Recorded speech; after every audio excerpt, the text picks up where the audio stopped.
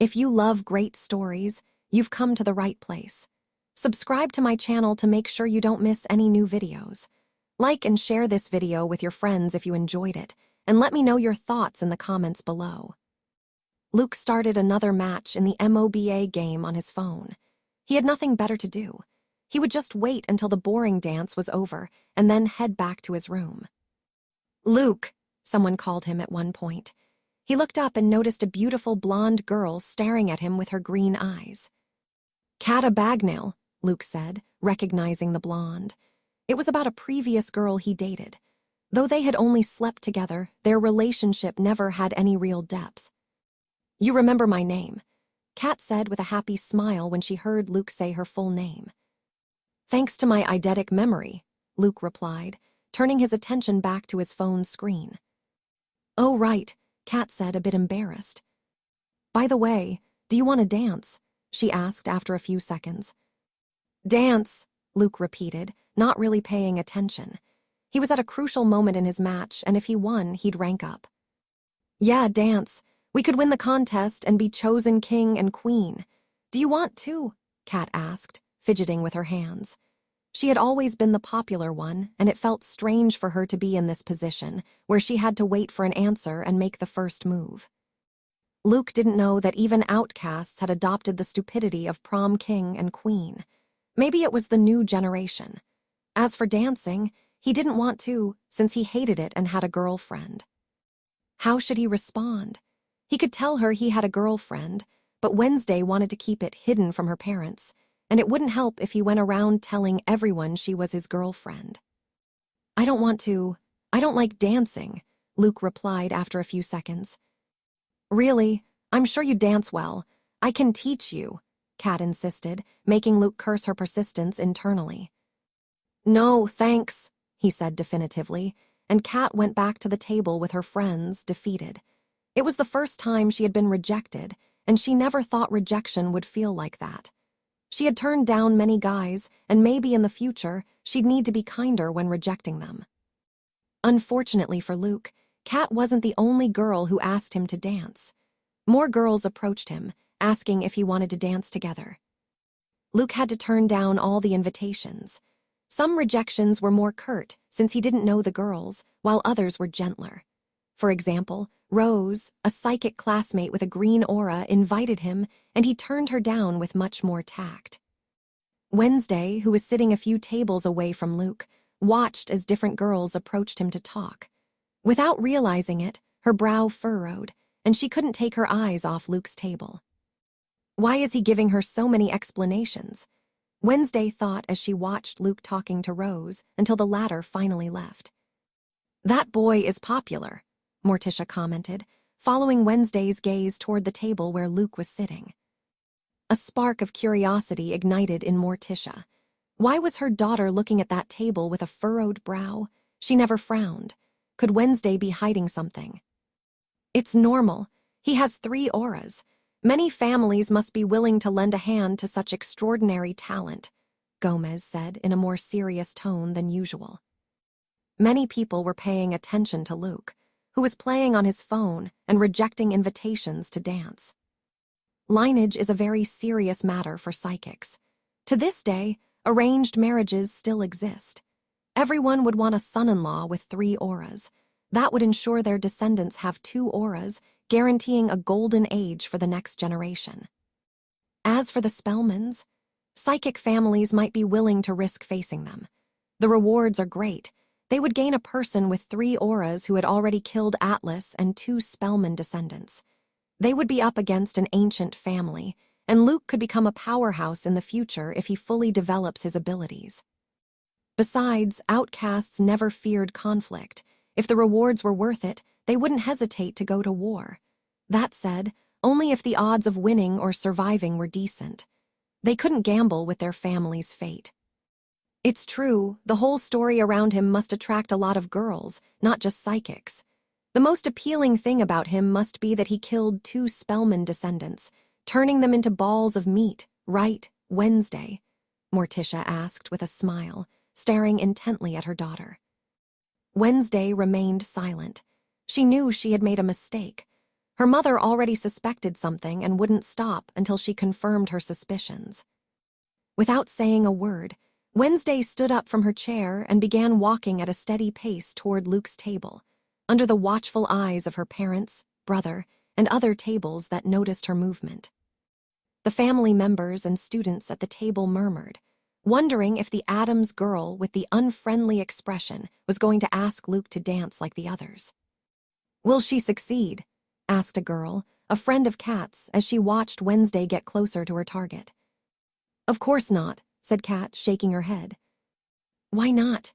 Luke Poe is always seen with that Addams girl, and with that Thorpe guy and the Gorgon boy," commented a tall guy. Morticia and Gomez exchanged surprised looks at their daughter's behavior. They had expected her to give her usual response that it was all stupid and that she wasn't interested in such trivial things. Pugsley, who had been mumbling to himself, also looked at his sister, surprised by her unusual behavior. "Hey," said Wednesday, stopping in front of Luke, who was staring at his phone screen.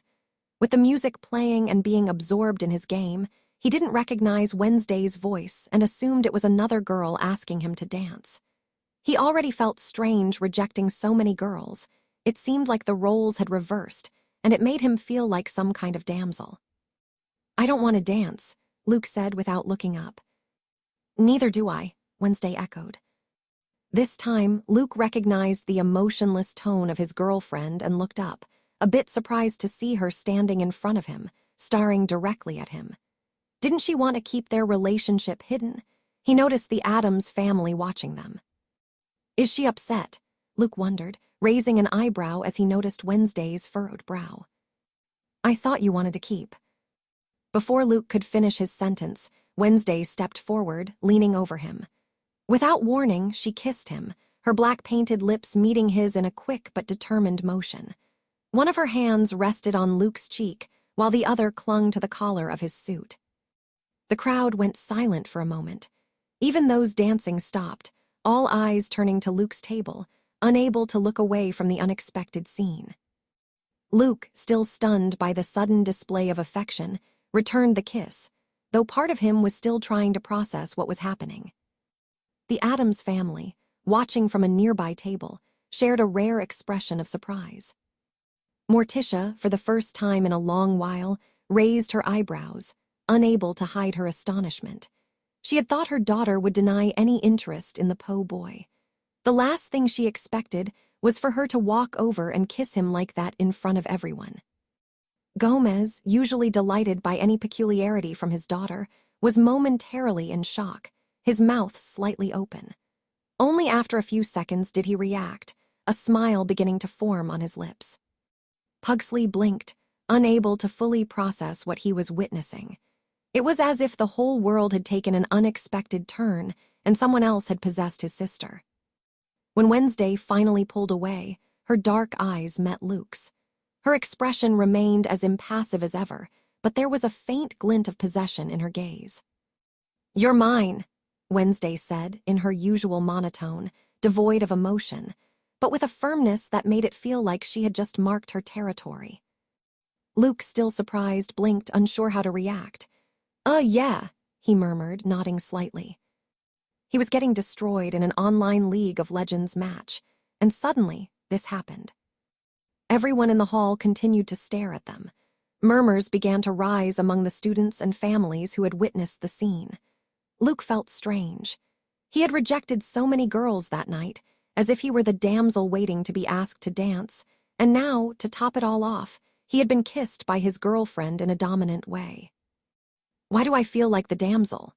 Luke thought irritably, standing up from his chair and looking at Wednesday, who followed him with her gaze. Before she could say anything more, he grabbed her by the waist and pulled her close. This time, he was the one who kissed her. The crowd, which had been murmuring, fell silent once again. Pugsley began muttering to himself at high speed. Why isn't she pushing him away? Why didn't she stab him? Why? The kiss was intense, and when they pulled apart, Luke looked at Wednesday with a small, satisfied smile. "Any complaints? If you can kiss me out of nowhere, I can do it too," Luke said. "Fine, I'll allow you that privilege, but only once a day," Wednesday replied, pulling a chair close to Luke's and sitting down. "Oh, now I can kiss you whenever I want?" Luke asked, sitting next to her. "Yes, but only once," Wednesday answered. "If I don't use it one day, do I get two the next day?" Luke asked. "No, it's not cumulative," Wednesday responded. "I tried," Luke thought. He had managed to get something good. Usually, the kisses he shared with Wednesday were few and only in situations that warranted them, since she liked to have her space, and she was not one of the girls who kissed her boyfriend countless times in one day. Now, he could kiss her whenever he pleased, even if she was writing her novel or practicing with her cello. "Ha ha ha, my little viper, it seems you've hidden this secret from us quite well." "Ha ha ha, my little viper, it seems you've hidden this secret from us very well." Luke turned his gaze toward the voice. Gomez Adams had a particular presence, relaxed, almost carefree, but with an overwhelming weight that filled the air. There was something dangerous about him. "He's strong," Luke thought, his brow furrowing slightly. It was the first time he had felt such intense pressure from someone. Not even with the teachers or Ajax and Xavier's parents had he experienced anything like this. Even with Atlas, he had never felt such a thing. He could sense that the Gorgon was powerful, but Atlas didn't instill the same fear or pressure in him that Gomez did. "Darling, every day you become more skilled at hiding your emotions," Morticia remarked softly, her eyes sliding from Wednesday to Luke, as if studying their every movement. From her daughter's comments, Morticia had assumed that Wednesday rejected any form of friendship, let alone something as unlikely as romance. When Wednesday was younger, Morticia could read the emotions behind her expressionless mask. But over the years, that wall had become almost impenetrable. "However, today, you didn't hide them so well, did you?" Morticia continued. "It's curious, isn't it, how love and a bit of jealousy can transform a person," she added with a soft laugh, narrowing her eyes with a spark of amusement. "Jealousy," Luke repeated in a low tone. With that, he understood Wednesday's behavior, though it was hard to believe. Could it be that Wednesday was upset by the girls who had asked him to dance? Was it possible that she had become jealous? "Don't pay attention to her insinuations, Luke," Wednesday interrupted in her usual cold tone. "It's not jealousy, Mother. It's possession. Why allow others to approach what's already mine? To avoid unnecessary problems in the future, I decided there's no point in hiding my relationship with Luke anymore," Wednesday concluded, as if it were the most obvious thing in the world. Luke nodded slightly at the comment. That sounded more like Wednesday. Rationality, not simple jealousy. During the time he spent with Wednesday, he hadn't noticed any sign of jealousy, no matter how much he talked with another girl. Very different from Enid, who had openly shown jealousy on several occasions during their relationship. Gomez, who had been listening with a twisted smile, broke the silence with a loud laugh. "My little one is quite the strategist. Now that's love, the kind that moves mountains, or destroys anyone in its way, of course," he added, his eyes gleaming with pride. Wednesday glanced at her father, disagreeing with his comment, but said nothing. She knew that anything she said would be useless against her father. "A pleasure to meet you. I've heard a lot of rumors about you. Gomez Adams, father of this little reaper," Gomez said, extending his hand toward Luke. Wednesday's eyebrows twitched slightly at being called Little Reaper in front of Luke, but she remained silent. "A pleasure to meet you, sir. Luke Poe," Luke said, introducing himself respectfully, quite different from his usual tone as he extended his hand. They shared a strong handshake. "Good grip, you're not a weakling," Gomez said with a laugh, giving Luke a rough pat on the shoulder. Luke allowed Gomez to do this and only offered a faint smile. Wednesday found Luke's behavior strange, but said nothing. She just wanted her parents to leave so she could be alone with Luke, but that wasn't going to happen. For some reason, Luke wanted to get along with Gomez. Not just because he was his girlfriend's father, though that was part of it. He couldn't quite explain it, but he wanted to earn the respect of this man who seemed very strong. After that, Morticia introduced herself in a much more polite and elegant manner, in stark contrast to her loud and enthusiastic husband. Her aura is quite unique too, Luke thought, observing Morticia carefully. Morticia was a beautiful woman who seemed like the adult version of Wednesday, with a few differences. For one, her height. She stood almost 1.8 meters tall, making her much taller than average. In contrast, Wednesday was short compared to the average, having inherited that trait from her father. Morticia radiated elegance, with a serene but proud smile on her face. Her expression was very different from her daughter's, who maintained her usual cold and impenetrable demeanor. While Morticia was kind in her gestures, Wednesday was distant, with biting remarks that repelled anyone who tried to get close. Another minor detail Luke noticed about Morticia was that her nails were painted blood red. He thought that since the family liked everything dark, she would have painted them black like her daughter. "Pugsley, dear, introduce yourself to your sister's boyfriend," Morticia said softly, turning to her son, who stood still, murmuring to himself. Pugsley slowly lifted his head, dark circles under his eyes and an air of exhaustion about him. He seemed to be in a state of shock since discovering that his sister had a boyfriend. To Pugsley, the idea was incomprehensible.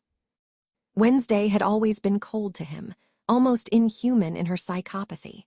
He had never imagined her forming a romantic relationship with anyone, much less with someone like Luke, who looked so normal in that ugly white suit. Luke's charming appearance reminded him of the popular jocks who always bullied him at school. He whispered something under his breath, unintelligible words that were barely discernible. He was clearly uncomfortable, not only with the situation but with what it represented. His sister, that relentless and distant figure, was now connected to someone. Gomez, noticing the tension in his son, gave him a hearty pat on the back and pulled a cigar from his inner pocket, offering it to him with a wide smile. "Come on, kid, this will relax you. You don't discover every day that your sister has a boyfriend," he joked with his typical booming laughter. Pugsley took the cigar with a trembling hand. His eyes darted from Luke to Wednesday and then back to Luke. As his gaze wandered between them, his other hand, almost automatically, reached into his pants pocket and pulled out an old lighter, one of those heavy metal ones with engraved details. With nervous, shaking fingers, Pugsley flicked open the lighter's lid with a snap. The small flame flickered in the air as he lit the cigar, murmuring softly, "I don't get it." A pubescent boy smoking a cigar as if nothing happened, Luke thought with a strange expression. "He's always a bit withdrawn. Once he finishes his cigar, he'll be fine," Morticia said, sitting in one of the chairs next to Gomez, close to Luke and Wednesday. "Want one?" Gomez asked, offering a cigar to Luke. Luke looked at the cigar Gomez extended. He hesitated for a second. He had never smoked in his life, neither in this one nor in his previous one. But saying no in front of the Adams, that would make him look weak. A brat like Pugsley next to him was smoking like a mafia boss, and he couldn't afford to fall behind. With a small gesture of determination, Luke took the cigar, feeling its weight and texture between his fingers. Gomez offered him his lighter, and Luke, with an air of forced confidence, lit it. He took the first puff with a false bravado, trying to maintain his composure. The thick, heavy smoke from the cigar filled his lungs almost immediately, much denser than he had imagined. He tried to hold it in, but it was only a few seconds before a strong cough broke the silence. He coughed several times. Pugsley, who had been watching in silence, let out a small, mocking smile. Luke, still coughing, glanced at him out of the corner of his eye. He wasn't warming up to Wednesday's brother very much. "Everything okay, kid?" Gomez asked, laughing at the scene without malice as he took a long drag from his own cigar. "I'm fine," Luke replied, clearing his throat. "You shouldn't have accepted. I never saw you smoking a cigarette. A cigar isn't the same as a cigarette," Wednesday said, having remained silent until that moment. In her words, there was a slight hint of concern hidden in her tone.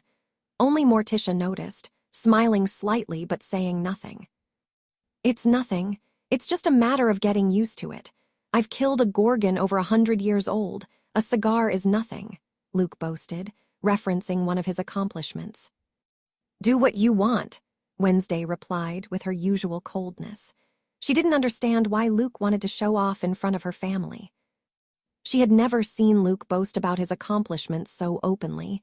It was a part of him she didn't know. He was proud and had a certain arrogance, but he rarely expressed it in words. Rather, his confidence emanated from his actions. "Oh, the Gorgon Atlas fell at your hands. Tell us more about that thrilling battle. I've always wanted to know the details of such death fights," Gomez said excitedly. Under Gomez's expectant gaze, Luke felt a new surge of pride and decided to share the story of his battle against Atlas. He had never been this talkative when meeting new people, not even when he met Enid's parents. When he finished the story, Natasha returned to the table. She introduced herself to the Adams family and sat down. Gomez and Morticia were very talkative and could easily draw out conversation topics, even if they were strange ones. At one point, Gomez and Morticia invited them to spend the holidays at the Adams mansion. "We have plenty of rooms. It's been a long time since we had guests. I'm sure you, little Viper, will agree, right?" Gomez said, looking at Wednesday. In a normal situation, Wednesday would have refused immediately. The last thing she wanted was for her parents to see her with Luke in an intimate way all summer. However, she wasn't in a normal situation. She had agreed to follow Luke to Ohio in search of the evidence his parents had hidden. They couldn't leave immediately, as doing so would have the entire Spellman family attacking them, and that would be like suicide. Being in her mansion ensured them a safe place to plan how to get to Ohio, as it was unlikely the Spellmans would dare to attack with her father, mother, uncle, and grandmother there. Plus, the Adams mansion had its own protections. The most rational thing was to go to her house to plan properly how to get to Ohio. "I'm fine with that," Wednesday said, surprising both Morticia and Luke, who thought she would reject the idea. Gomez, who wasn't thinking too deeply about his beloved daughter's thoughts, smiled widely. "Ha ha, then it's decided." "It will be an honor to be invited to the ancient Adams mansion," Natasha said, then looked at Luke. "The Adams are more powerful than the Thorpes and the Petropolis. They belong to the Six Greats. It's best to go with them," Natasha said to Luke through their telepathic link. The Six Greats referred to the six most powerful and ancient psychic families in America's marginalized society. Although there were currently 5, as one of them was the Poe, a fallen family. In that group were the Adams and the Spellmans. The Umbrio did not belong to the group. "Okay, thanks for having us," Luke said in agreement. What he wanted most was to visit the famous Adams mansion. Better yet if Wednesday agreed. After that, the Adams family went to chat with some old friends. They were strange, but they held a great status in the outcast society. The Raven continued. Luke enjoyed the event with Wednesday, who was in a good mood to chat about various topics. The only annoying thing was having Pugsley's gaze fixed on him the entire night. The boy smoked his cigar in silence, just watching and murmuring to himself. He was even more surprised to see how his sister chatted with Luke all night. "Let's just ignore him," Luke thought, turning all his attention back to Wednesday. He looked at her elegant black dress. "What?" Wednesday asked, noticing that Luke was staring at her. Her dark eyes were fixed on him, waiting for a reaction.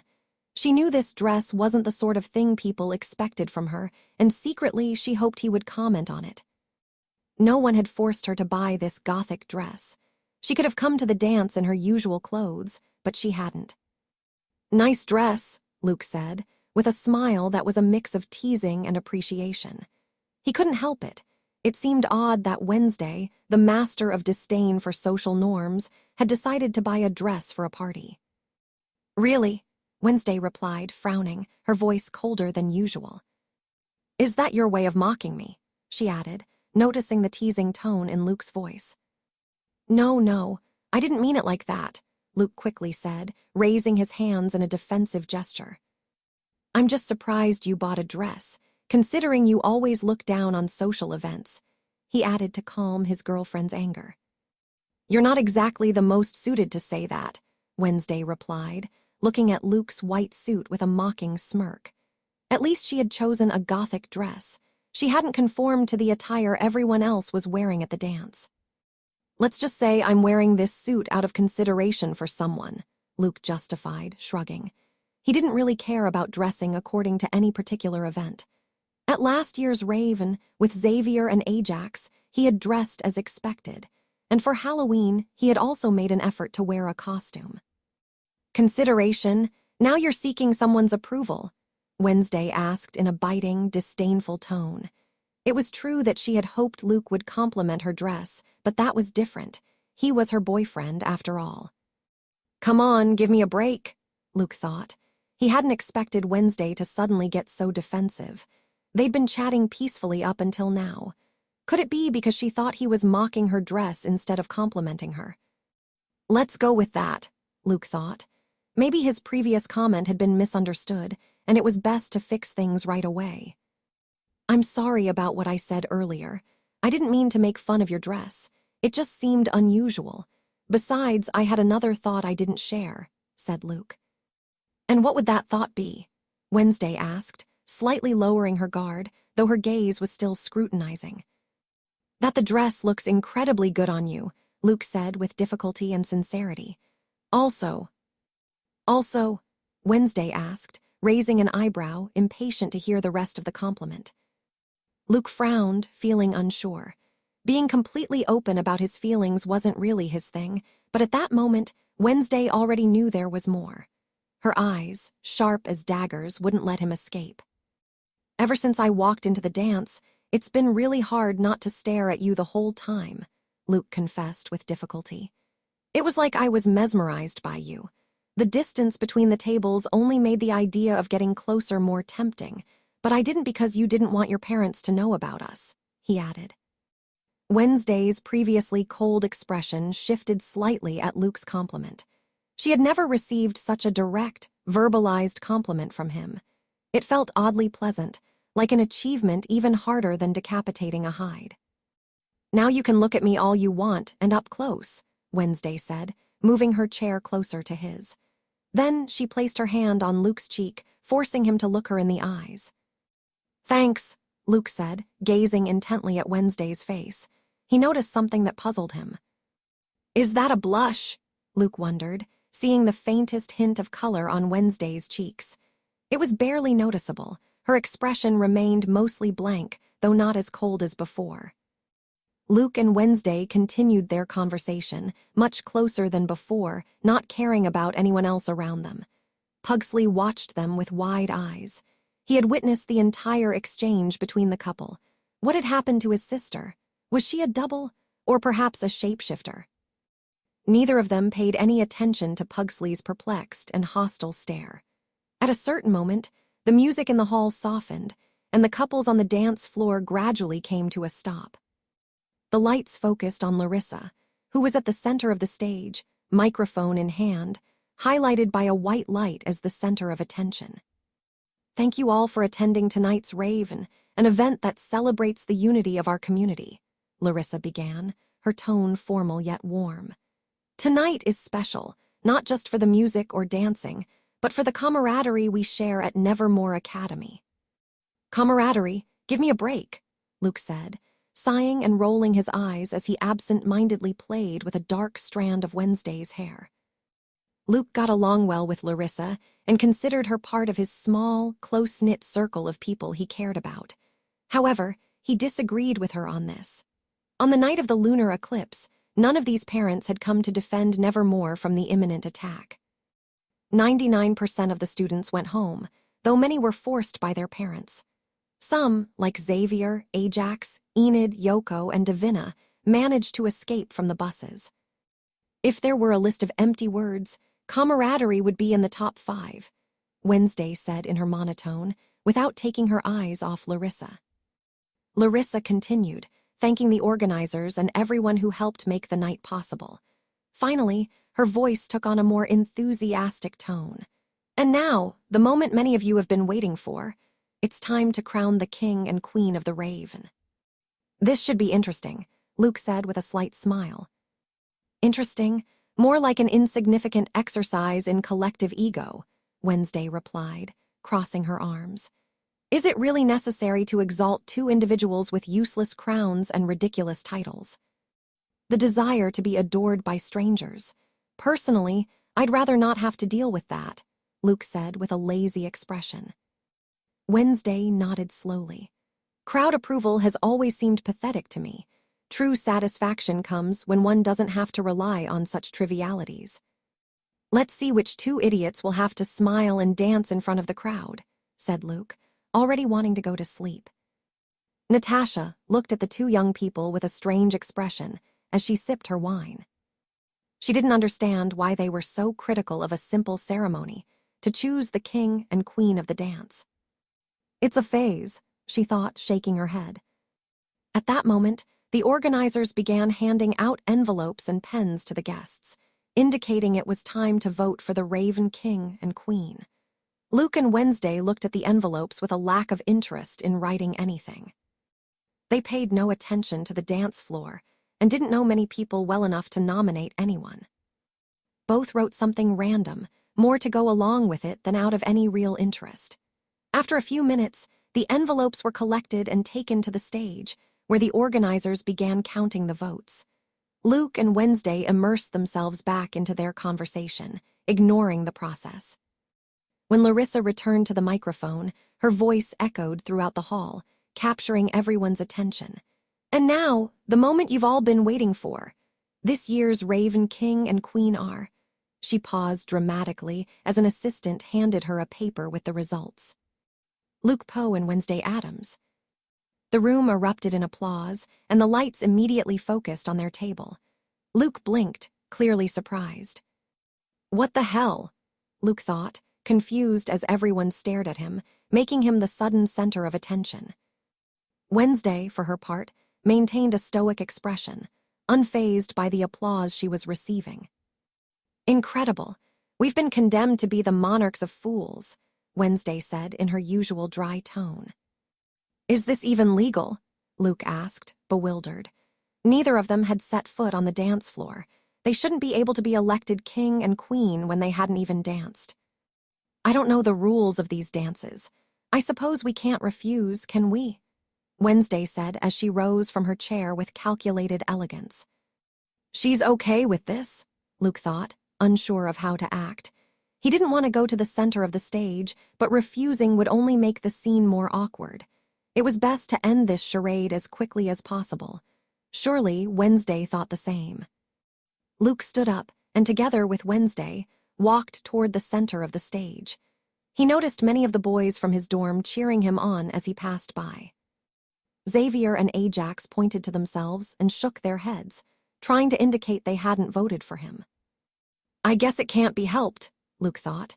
He was quite popular at Nevermore, and Wednesday had made a scene by kissing him in front of everyone. That alone made them the most striking couple of the night. Plus, Wednesday had her own reputation as an icy beauty. As they reached the center of the stage, a teacher placed a gold crown on Luke's head. From the weight and appearance, Luke suspected it might be real gold. Another teacher placed a tiara on Wednesday's head. Luke had a strange expression as he was crowned. Moments ago, he'd been criticizing and mocking the idiots who would be crowned, and now here he was, standing in front of everyone. Wednesday stared ahead, showing not a hint of emotion. Congratulations to our king and queen, said Larissa with a smile, handing the microphone to Luke to say a few words. Luke took the microphone, though he clearly had no idea what to say. Several seconds of complete silence passed as he looked out over the crowd, his eyes scanning the expectant faces. Well, I didn't expect this. I didn't know a couple that doesn't dance could be crowned king and queen of the ball, he began casually. Which means there must have been some really bad dancing out there, he added with an odd expression. The room fell silent, and some people started exchanging awkward glances. Larissa, standing nearby, winced at his comment. Realizing too late how it sounded, Luke cleared his throat, trying to recover. I didn't mean it like that, but well, it seems like, you know. Before the situation got worse, Larissa approached with a nervous smile and gently took the microphone from him.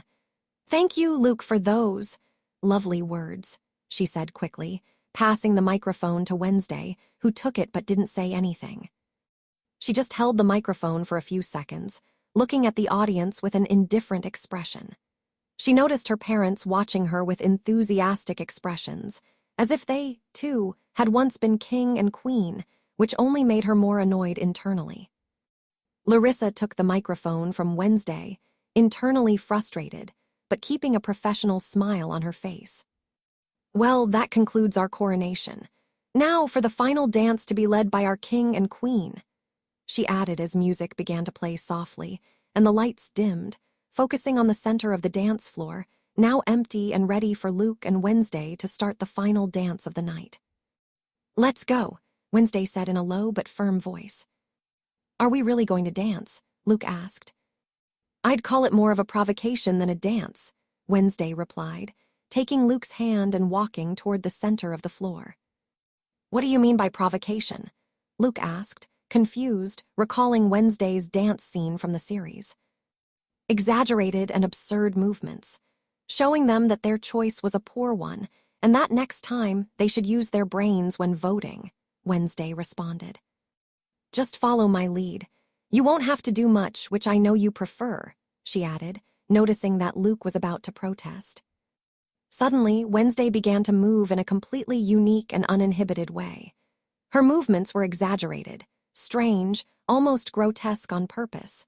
Her arms swung wildly, her body contorted in jerky motions, her feet twisted in unexpected steps. Everything about her mocked the very concept of a formal dance. She wasn't following any rhythm. She moved to her own beat, as if creating her own rebellious choreography. Meanwhile, Luke did exactly what he promised, barely moved. He took small steps, raising an arm every so often in a lazy motion. Each time Wednesday twirled, Luke followed her movement half-heartedly. He didn't try to be graceful, nor did he care to. But to the surprise of many, the combination of Wednesday's vibrant energy and Luke's indifference was, in its own way, captivating. The contrast between them was bewildering. Together, they looked like the opposite of what anyone would expect from a dance couple. As Wednesday continued her strange dance, Luke found himself focusing more on her, momentarily forgetting that he didn't like dancing. Watching her move, a small spark of interest began to light up within him. He started to synchronize his movements with hers just a little, though subtly. It wasn't hard to match her rhythm. Martial arts required far more control and agility than any dance. Wednesday noticed the change in Luke. Her lips barely curved into a satisfied smile, though her face remained impassive. She knew she'd managed to capture his interest, even if he wouldn't admit it. When the song ended, both stopped, thinking their performance had been nothing more than a mocking challenge to the formality of the dance. But what they hadn't expected was the audience's reaction. Suddenly, the entire hall erupted in applause. The cheers were deafening, and many of those present seemed genuinely impressed.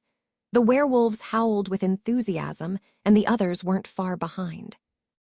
Luke and Wednesday, who had tried to provoke, exchanged a brief look, both surprised, even Wednesday, who hadn't expected her exotic dance to be accepted.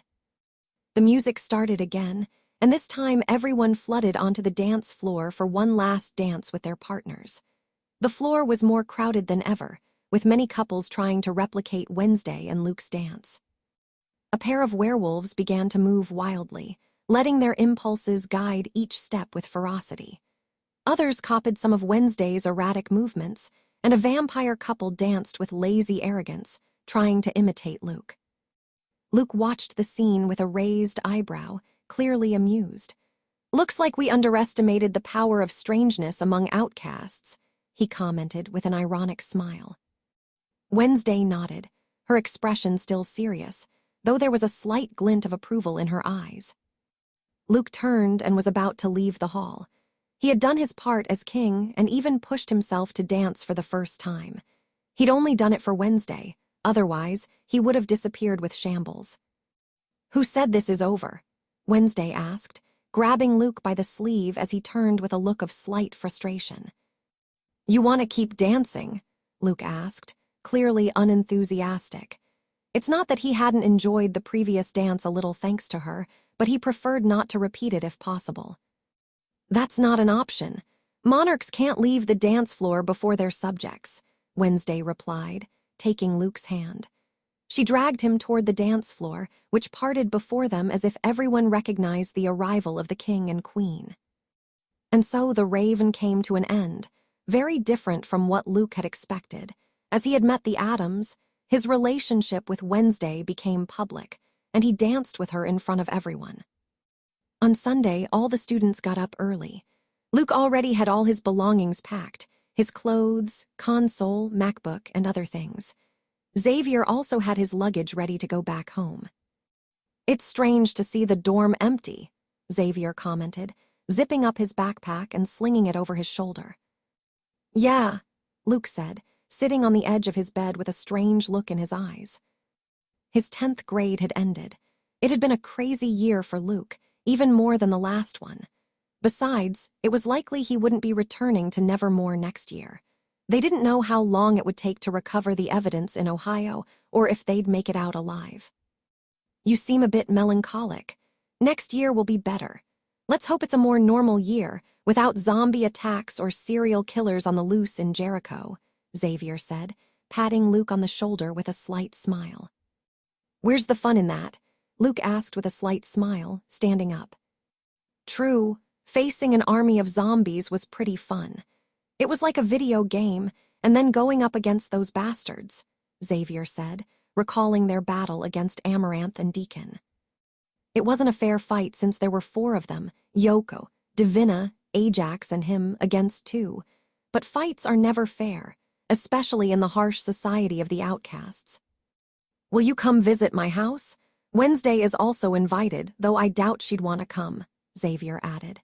He already knew Luke would be going with the Adams family, but the invitation from the Thorpes was still open. They could spend a few days together at his place. He also invited Ajax. Even if it wouldn't be for the entire vacation, it was better than nothing. "I can't," Luke replied honestly. "Why?" Xavier asked, raising an eyebrow. "Family matters," Luke answered, giving Xavier a knowing look, and Xavier understood what he meant. "You can't take a break. All right, if you need any help, just let me know," Xavier said with a slight smile. He wouldn't hesitate to help his best friend. "I'll call you if anything comes up," Luke said sincerely. He'd never had a friend he trusted as much as Xavier. Ajax also fell into that category. It took him over 2 years and several battles side by side to trust them. Luke levitated his luggage along with Xavier's, and they headed to the door. They left the room and began walking through the Ravenloft common room. Many students were carrying their luggage while chatting with their friends. Ajax, who was carrying several bags, saw them and started walking toward them. Behind him was his younger brother, Isidro, along with a few friends who were glancing at Luke. "Sorry, Luke. My brother is really annoying and he's your fan," Ajax said through the mental link he shared with Luke. Luke made a strange face at this comment. When Ajax arrived with Isidro, the latter's friends began introducing themselves to Luke, one by one. "I'm a huge fan of Salem's Lot.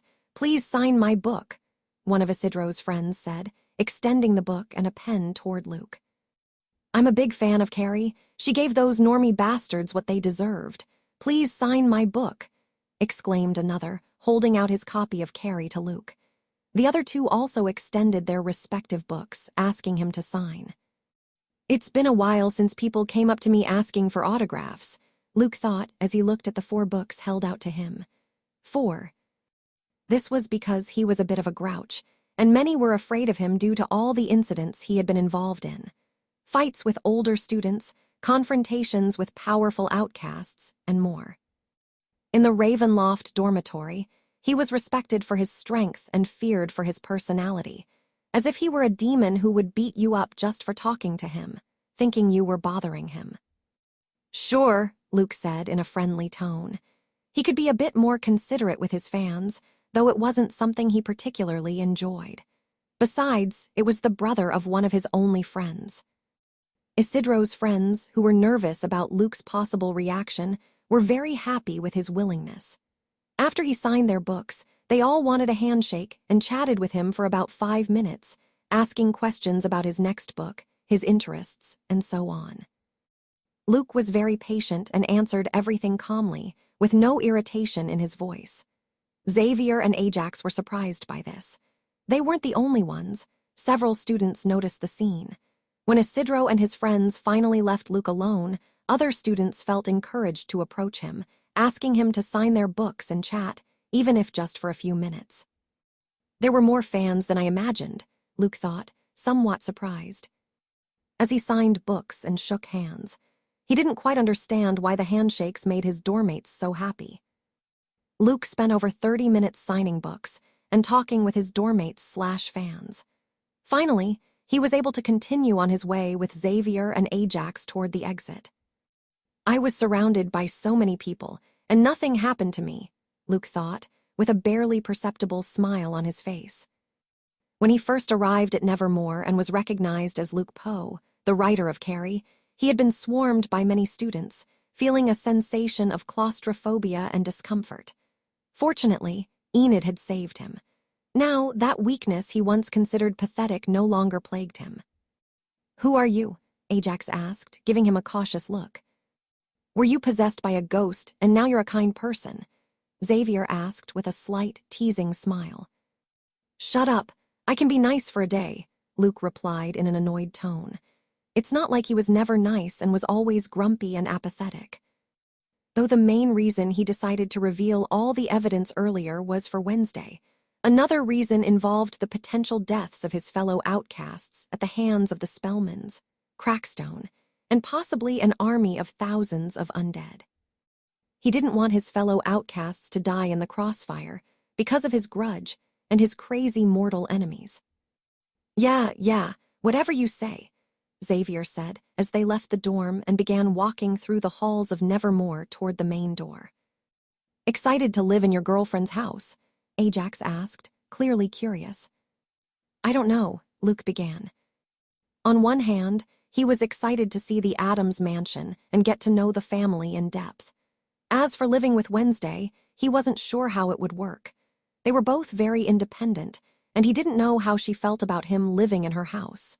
It was a big step, and they had taken it rather quickly due to the circumstances they were in. The three friends continued talking along the way about their romantic situations. Xavier and Ajax hadn't had much luck with their dates from the Raven, but they still held out hope of finding the right girl. They arrived at the main entrance, where several parents had come to pick up their children. There were also several buses lined up to take students home. Ajax and Xavier said goodbye to Luke and went off to meet their parents, who were already waiting for them. Luke noticed Natasha walking toward him. She wore a black tank top with jeans and leather sneakers. "Happy to be done with the school year?" Natasha asked, stopping near Luke. "I don't know," Luke replied, looking at Nevermore's Gothic structure. He might not be back here for quite some time. "Are you feeling sad? That's new. I thought you hated schools like those kids who self-diagnose with depression," Natasha said with a teasing smile. "Of course not," Luke immediately denied.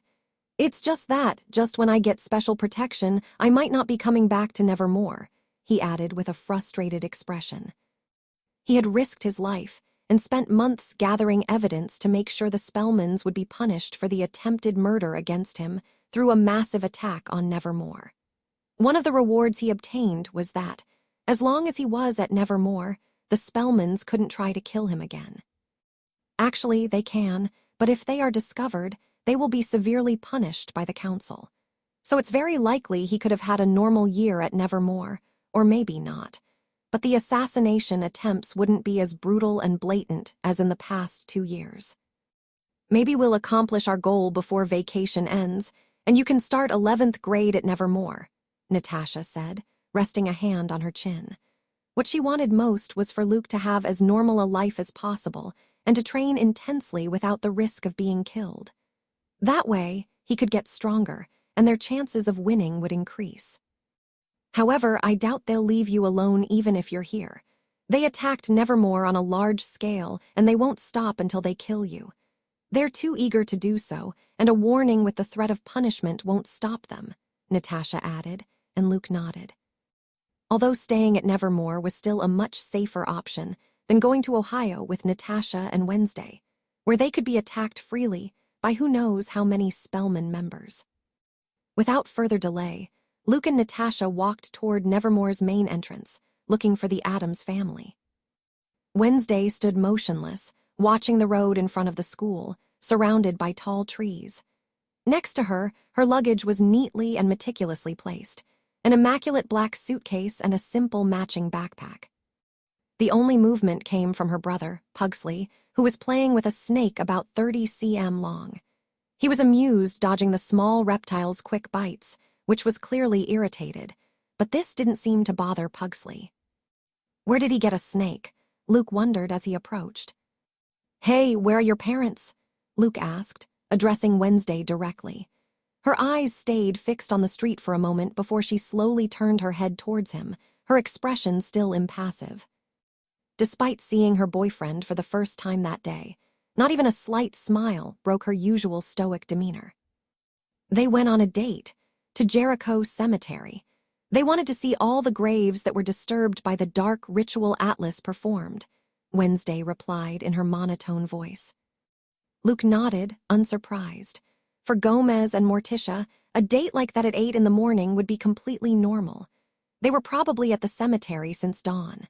Natasha, who had been listening to the conversation in silence, stepped forward and grabbed Luke's floating luggage. I'll go put your luggage in the car, Natasha said before disappearing with it in seconds, leaving the two of them alone. She had a car to follow the Addams family. Pugsley had stopped playing with the snake and was now squinting at Luke with a look full of distrust. It was obvious he wasn't thrilled about Luke's presence, much less that he was dadding his sister. Jealous over his sister, Luke thought, noticing the poorly disguised hostility in the boy's gaze. An amusing idea crossed his mind. He remembered the incident from the night before, when Pugsley had looked smug as Luke coughed after trying a cigar. Time for a little revenge, Luke thought, smiling inwardly as he stepped close to Wednesday, stopping just a few inches from her. His proximity made her look up. What do you want? She asked in her typical neutral tone, but her eyes seemed to suspect Luke was up to something. You see your boyfriend and don't even say hello? Luke asked with a slight smile. Last night, he'd secured the privilege of one kiss a day, whenever he wanted. Wednesday herself had granted him that reward. He didn't have to do anything. Before, he had to gauge each gesture. Analyze her expressions to see if it was appropriate to get close or if the situation allowed for a kiss. But now, he had the freedom to cross that barrier, at least once a day. I just want a simple kiss, Luke added. Wednesday's eyes narrowed slightly, showing a hint of irritation. She didn't like displaying any sort of affection in public, especially with her little brother watching from a few meters away. It's not the time, she said, hoping that would be enough to stop him. So what? You yourself said I could kiss you once a day whenever I wanted. I didn't force you to offer that benefit. Are you not going to keep your word? Luke asked with a slight smirk that irritated Wednesday, but at the same time appealed to her. She exhaled slowly, her expression impassive, though her eyes showed a faint but visible irritation. She didn't like being pressured into anything, but after all, she was the one who'd granted Luke the daily kiss privilege. Breaking her word would be worse than any discomfort.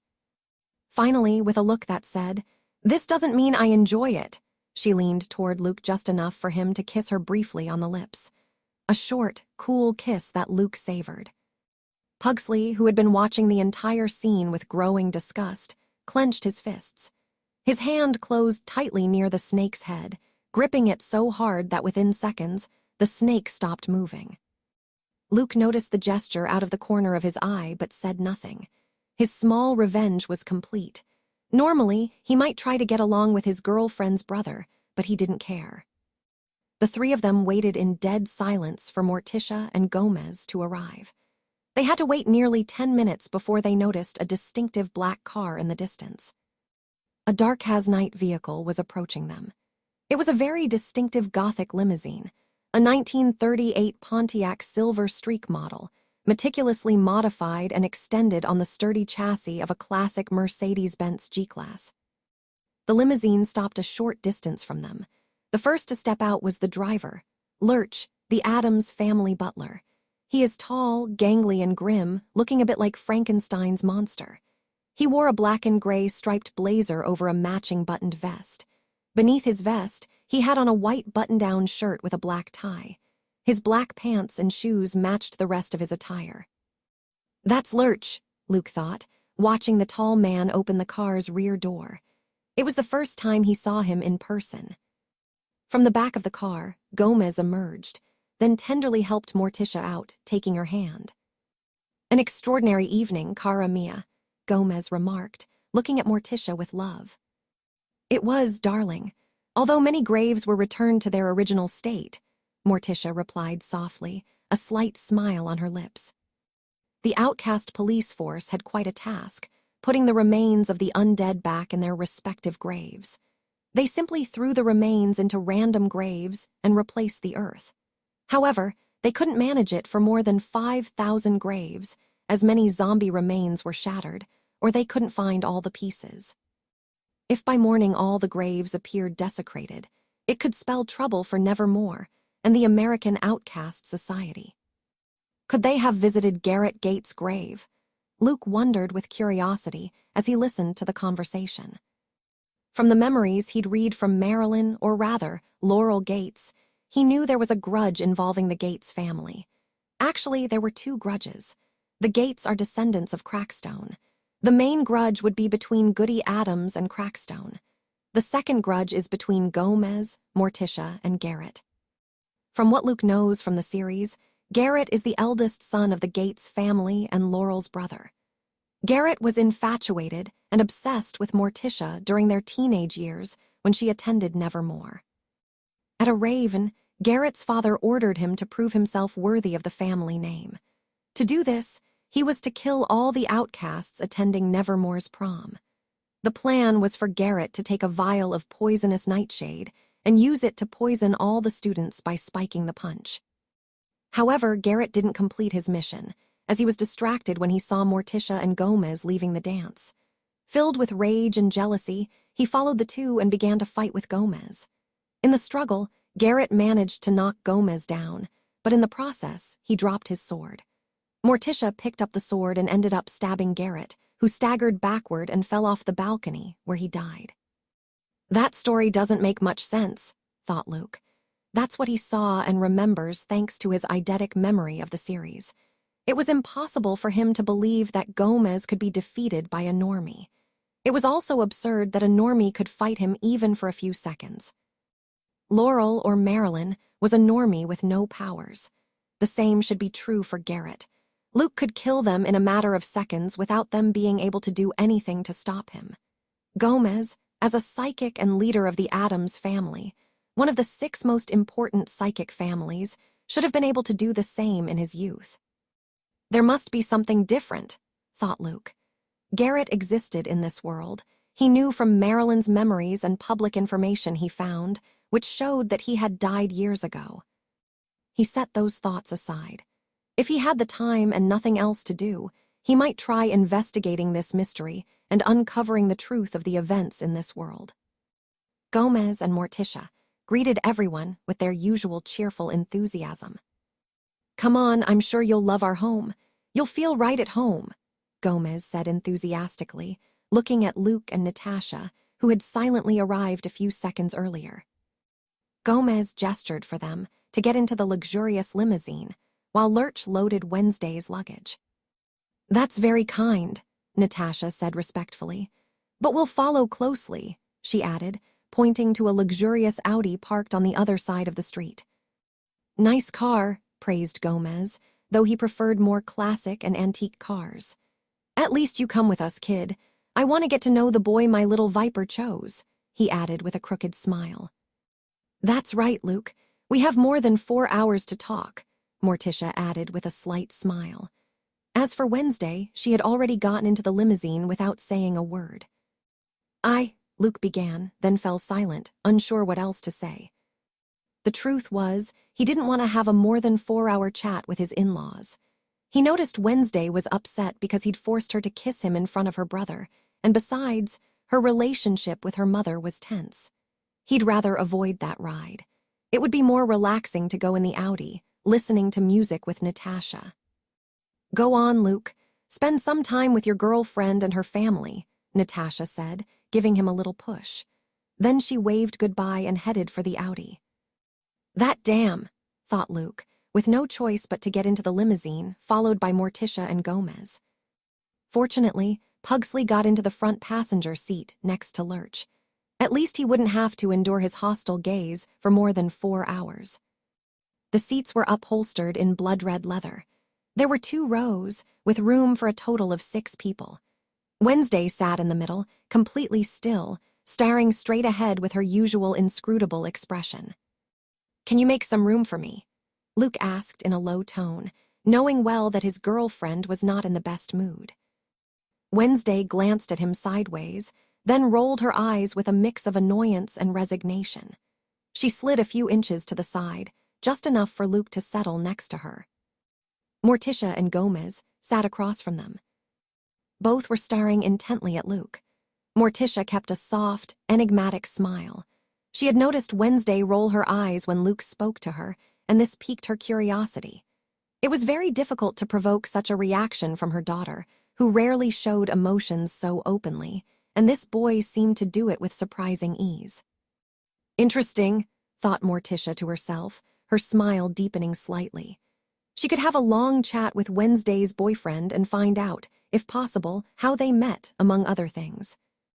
Gomez also watched Luke with a smile, though crooked and not as enigmatic as his wife's. His eyes gleamed with curiosity as he analyzed the young man. He'd got to know him a little on Raven Night, but not in depth. He wanted to know more about him, to learn more about John's son, his old, late friend. The journey to the Adams mansion began. The Adams residence was located in New York State, a little over 500 kilometers away. However, they didn't live in the bustling center of Manhattan, the busiest neighborhood of the city, filled with skyscrapers, traffic, and constant activity. The family had settled in Westchester County, a quieter area, removed from the urban hustle. During the long trip, both Morticia and Gomez asked Luke many questions, which he had no choice but to answer.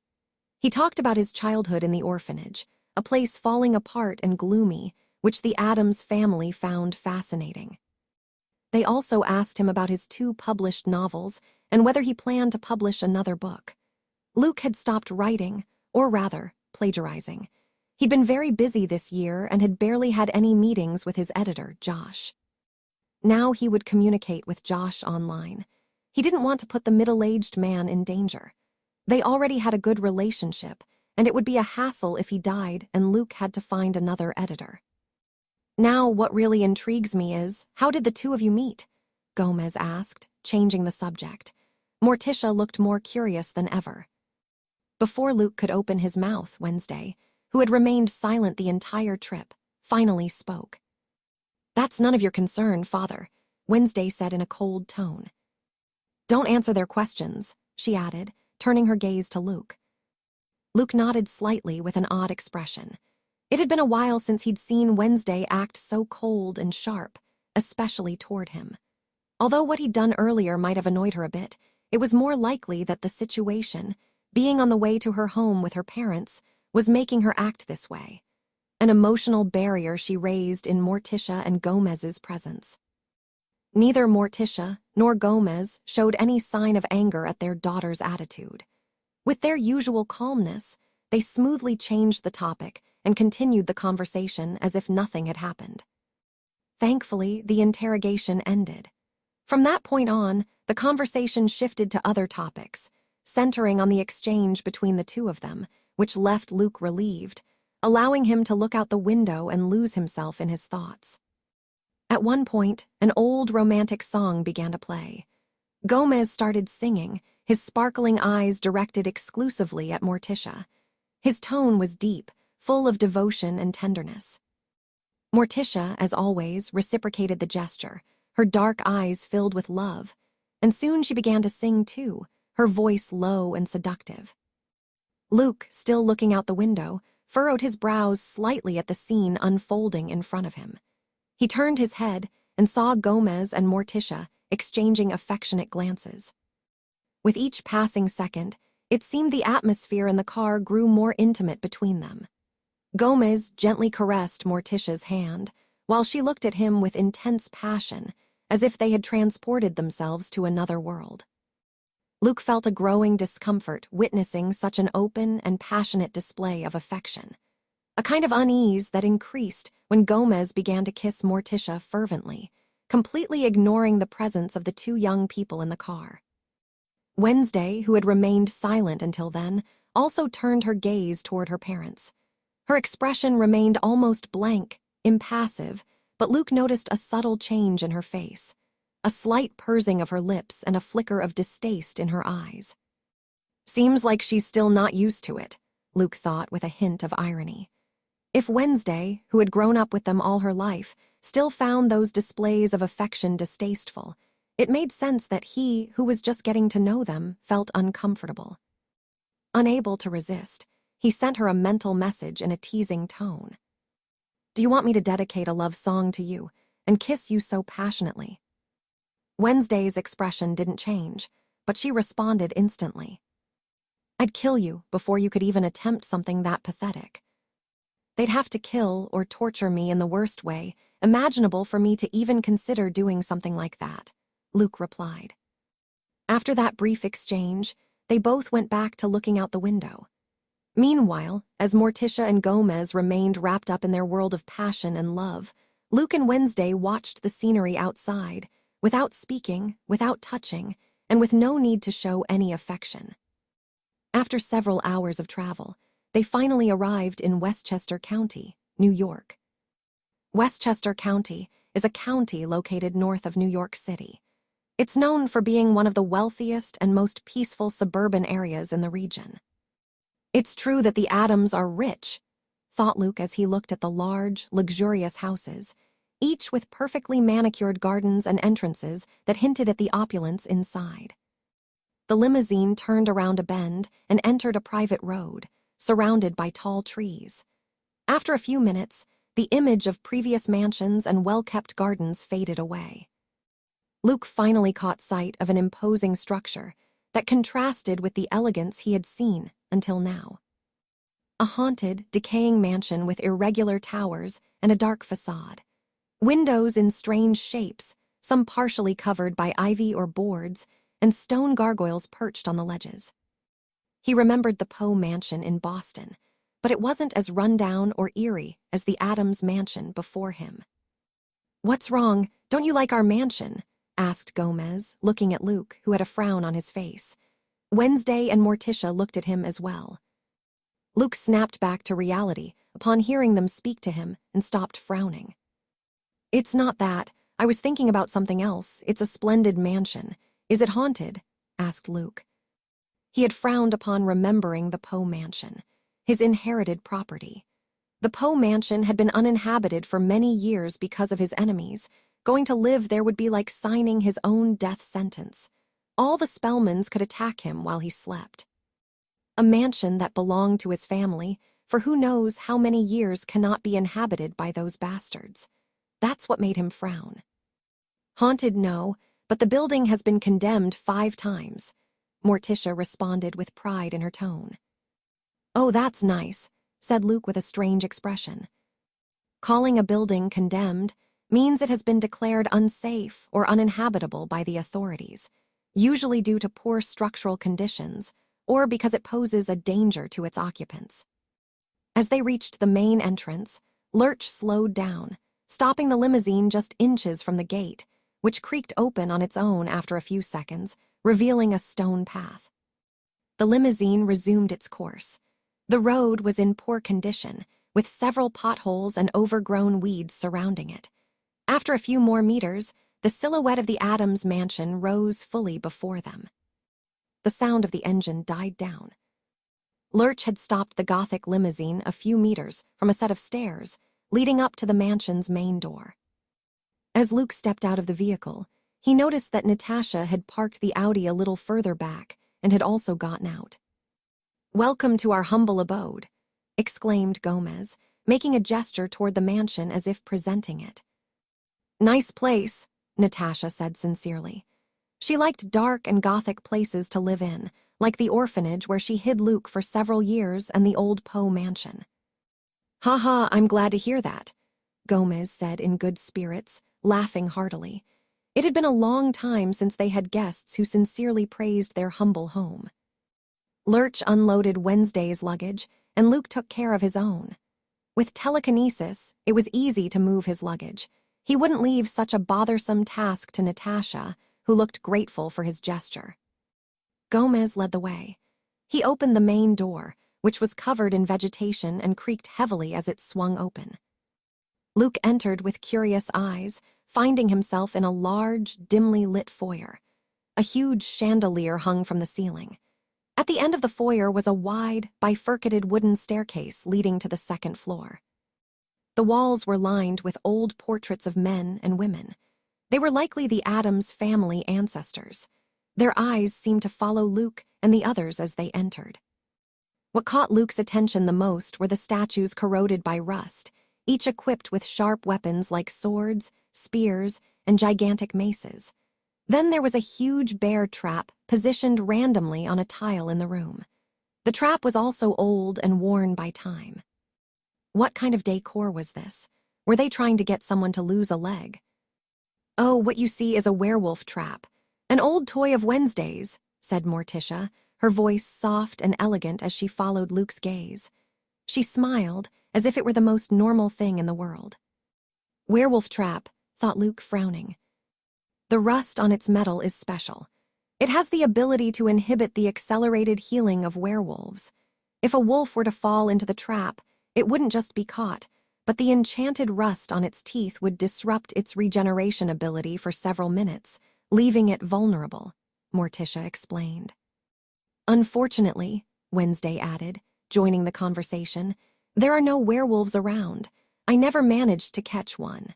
The closest I got was with a hiker who wandered through the forest surrounding Westchester County on a full moon night. I set the trap and stepped back to watch." "And what happened?" asked Luke, intrigued by Wednesday's pause. He wanted to hear the entire story. "He fell into the trap. I thought he might transform at any moment, but it turned out he was just a normie," Wednesday replied with slight disappointment as she recalled that scene from her childhood. "And what happened to the man?" Natasha asked a little curiously and a little strangely about Wednesday's way of having fun as a child. Now she understood why the rumors of the Addams' strangeness. "He lost his leg," Wednesday replied in the same monotone as before, without changing her expression. "You left him bleeding out in the middle of the forest at night?" Luke asked with a strange expression. The story was surreal. "No, I carried him here, and my grandmother reattached his leg, putting it back in its original position," Wednesday responded. "Oh, I remember that scene. Little Wednesday coming into the house in the middle of the night, carrying an unknown man with a blood-soaked leg about to fall off," Gomez said, laughing. Morticia smiled, reminiscing. "She was so adorable back then. I was surprised by her willingness to help a normie," she said with a certain pride, as she didn't share the supremacist ideals of other outcasts who saw normies as animals, better off dead. Wednesday said nothing to this comment and began to walk up the stairs. "You must be very hungry. Lurch will take you to your rooms. In 30 minutes my mother's meal will be ready. It will be a delight," Gomez said. Luke and Natasha followed Lurch, who first carried Wednesday's luggage to her room. At the first landing, the staircase split into 2 sections, one to the right and one to the left, each curving elegantly upwards to the higher floors. Wednesday, who was leading, turned to the right, and the others followed her down a narrow, dark hallway. Their footsteps creaked on the wooden floor. Wednesday stopped at a black wooden door. She opened it, took her luggage from Lurch's hands, and without a word, stepped inside and closed the door. "What lovely hospitality," Luke thought as he continued following Lurch. After a few steps, they reached another door. Lurch extended his enormous hand and clumsily turned the knob. He looked at Luke and gave a slight gesture accompanied by a low grunt. With a small nod of thanks, Luke entered the room, handing a simple suitcase belonging to Natasha to Lurch, who continued guiding her silently to her own room. The room was nearly pitch dark. Thanks to his vision enhanced by clairvoyance, Luke could see, though not at full capacity. He reached out to the wall, looking for a light switch, but found nothing. Should have guessed, Luke thought with a slight grimace. The Adams don't have electricity, and the house runs on candles, like something out of the Middle Ages. Luckily, he found a 3-candle candelabra, the kind held by a handle. On a nearby table, he spotted an old-fashioned box of matches. After a few attempts, he managed to light the candles, and the flickering light dimly illuminated the room. The room was medium-sized, with a 4-poster bed in the center. A large, antique-looking wardrobe stood against one wall, its doors slightly ajar. Luke placed his luggage near the wardrobe. In one corner, a pair of shackles and an old torture wheel hung on the wall, as if they were ordinary decorative items. Lastly, a 4-legged wooden table and a chair sat in front of the window. At least he could set up his MacBook there. Who keeps these things in a guest room? Luke thought, increasingly astonished by the Adams' oddities. Experiencing it firsthand and meeting them in person was much stranger than watching the series or movies. He was in love with Wednesday and shared many things in common with her, but not everything. He would never live in a house without electricity or internet. Nor was he a fan of torture, although he was now being introduced to this art by Wednesday. He walked toward one of the windows, covered by an old, torn curtain. He tugged on the fabric, trying to open it to let in some light from outside, but soon realized the window was sealed. Wooden boards were nailed across the frames, blocking any possibility of opening it. Of course, Luke muttered, collapsing onto the bed, which, to his surprise, was quite comfortable. He just hoped no cockroaches or spiders would crawl over him while he slept. Lying on the bed, he pulled out his cell phone from one of his pockets and, luckily, had mobile data, meaning he had Wi-Fi access. He didn't need to worry about that since he could use his phone as a hotspot to give Wi-Fi to his laptop. After a few minutes of passing the time on his phone, someone knocked on the door. He got up and opened it, and as expected, it creaked. It was Wednesday, now dressed in her classic outfit, a black long-sleeved dress with a rounded white collar. The dress reached her knees, with a skirt that was neither too tight nor too wide. She wore opaque black tights that completely covered her legs and closed black shoes. Her hair, as usual, was styled in 2 perfectly symmetrical braids that fell over her shoulders. "Why are you staring so much?" Wednesday asked, noticing that Luke wasn't looking at her face but examining her from head to toe. "I can kiss you but not look at you," Luke replied with a slight smile. "I find it unnecessary. It's not the first time you've seen me in this outfit," Wednesday answered, entirely without humor. During weekends at Nevermore, she had worn that dress on multiple occasions. "Dinner is served," she added before turning away, walking toward the dining room without bothering to say anything more. Her social battery seems completely drained. I'd better stop trying to annoy her, Luke thought, keeping up with Wednesday so he wouldn't get lost in the enormous mansion. Luke followed Wednesday. They went down the stairs and then entered a dimly lit hallway with only a few faint candles. They turned several times, as if navigating some kind of maze, until they finally emerged into a larger room. The room was illuminated by numerous candles resting on various old, time-worn furniture. In the center stood a long table covered with a dusty red tablecloth. Above the table, hanging from the ceiling, was a chandelier resembling the one in the entry hall. In one corner stood a large bear statue, measuring over 3 meters, much taller than usual. On the adjacent wall hung a large painting that immediately caught the attention of anyone entering, as it faced directly forward. The painting depicted a strange, large, almost grotesque humanoid figure holding a smaller, headless being. The larger figure was devouring the smaller one with its mouth, tearing off its skin. Luke recognized the painting. It was famous, Cronus or Saturn devouring his son, representing mythology. "We've been expecting you. Come on, take a seat." exclaimed Gomez, who was sitting in the chair at the head of the table. At the table sat Morticia to Gomez's left, Pugsley to his right, and beside him, a short, hunched elderly woman. Her hair, a disheveled gray mess, fell in strands over her wrinkled face. However, despite her old age, her eyes held a mischievous and malevolent spark as she fixed them on Luke, eager to see the boy who had brought her beloved granddaughter, Wednesday. Without saying a word, Wednesday walked over and sat down beside her grandmother. Luke walked in, glancing at the elderly woman who was also staring at him, and sat down next to Natasha, who was at the other end, away from the strange family. The chair creaked under his weight, and then the room returned to an eerie silence. Each place setting was ready with plates, glasses, and silverware. At the center of the table was a large pot that bubbled and gave off steam. Luke frowned slightly, feeling the persistent gaze of Wednesday's grandmother on him. He couldn't deny that her stare made him uncomfortable. "So, you're the famous Poe boy," said the old woman, breaking the silence. Her voice was raspy but filled with curiosity. "I've heard quite a few rumors about you. You've made a name for yourself, despite your fallen family," she added, looking at him with more intensity. "Oh, I forgot to introduce you to my mother, Luke. This is Eudora Adams," said Gomez, introducing the elderly woman. Gomez's mother, thought Luke.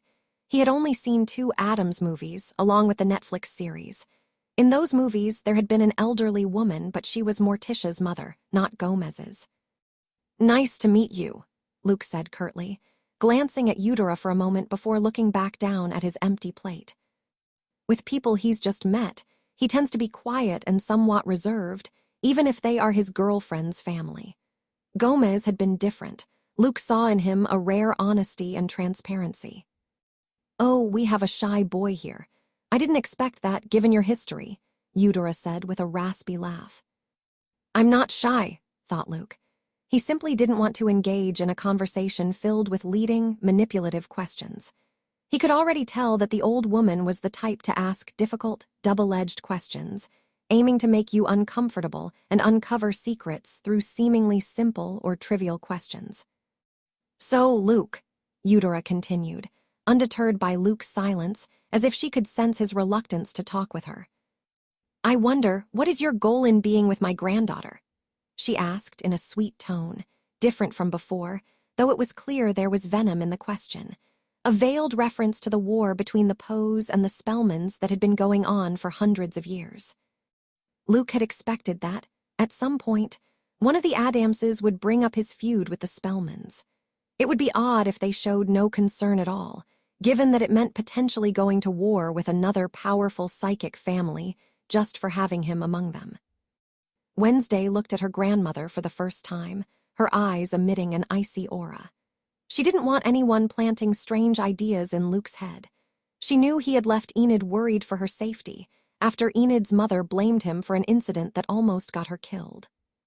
She didn't want Luke to do the same thing now because of her grandmother, though Eudora wasn't doing what Enid's mother had.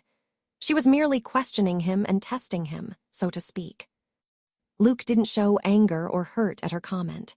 He no longer expected support from others regarding his family feud.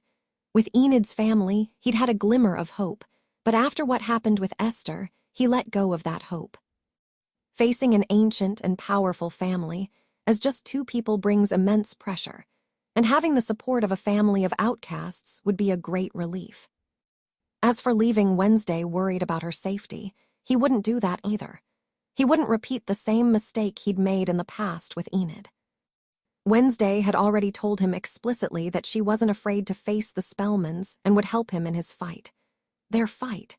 She, as an individual, not her family, and that was all Luke wanted and needed. Wednesday, who was about to speak up to tell her grandmother to stop meddling in her affairs, saw a faint smile forming on Luke's face and had a bad feeling. Luke looked at Eudora, his face calm but with that playful glint in his eyes that only Wednesday and Natasha could identify. He wasn't going to answer the old woman's tricky question with a deep, annoying discussion about his goals and intentions. "My goal in being with your granddaughter," Luke repeated, feigning a dramatic air. Slowly, he turned to Wednesday, taking her cold hand in his. "Is to win the true love of this beautiful, icy maiden," he added grandly, looking at Wednesday with passionate eyes. "His acting has improved," thought Natasha, recalling when Luke had performed in front of an interviewer, telling his school story of being bullied. Eudora was surprised by Luke's sudden change. From short, dry answers and staring at his plate like someone shy, he'd shifted to such a performance in front of everyone. What was going on in this boy's head? Gomez, Morticia, and Pugsley were also taken aback by Luke's sudden transformation.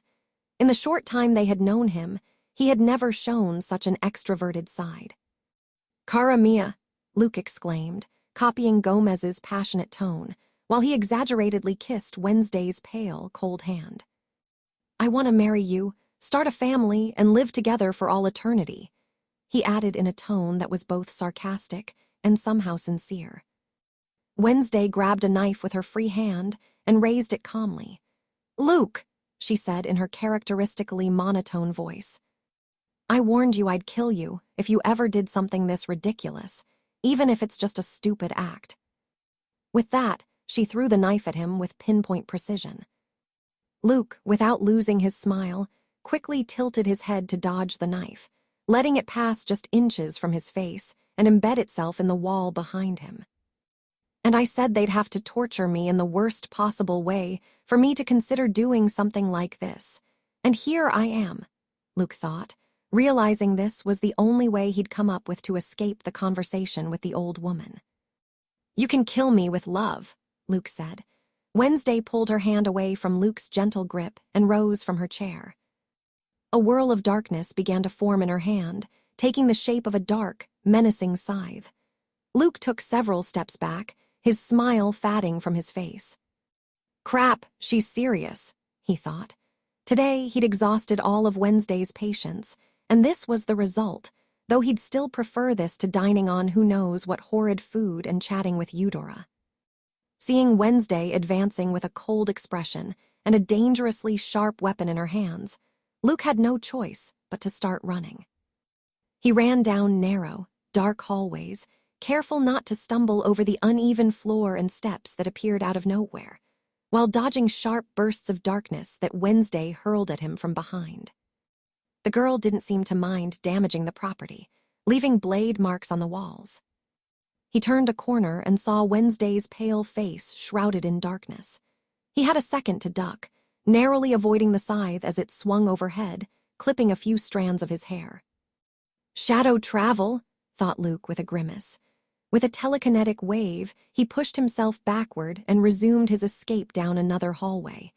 He tried to open several doors, but they were all locked, and he didn't want to break the locks in someone else's house. Finally, he found a door slightly ajar. He slipped in quickly, closing it behind him with a soft click. He found himself in a dark room with a small window letting in barely any light. However, the sense of security was short-lived. In the deadly silence of the room, he heard Wednesday's footsteps approaching, followed by her whisper reaching him. "Where are you, Luke?"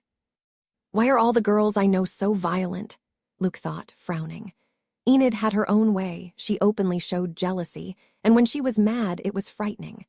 Natasha was the same, displaying a chilling brutality.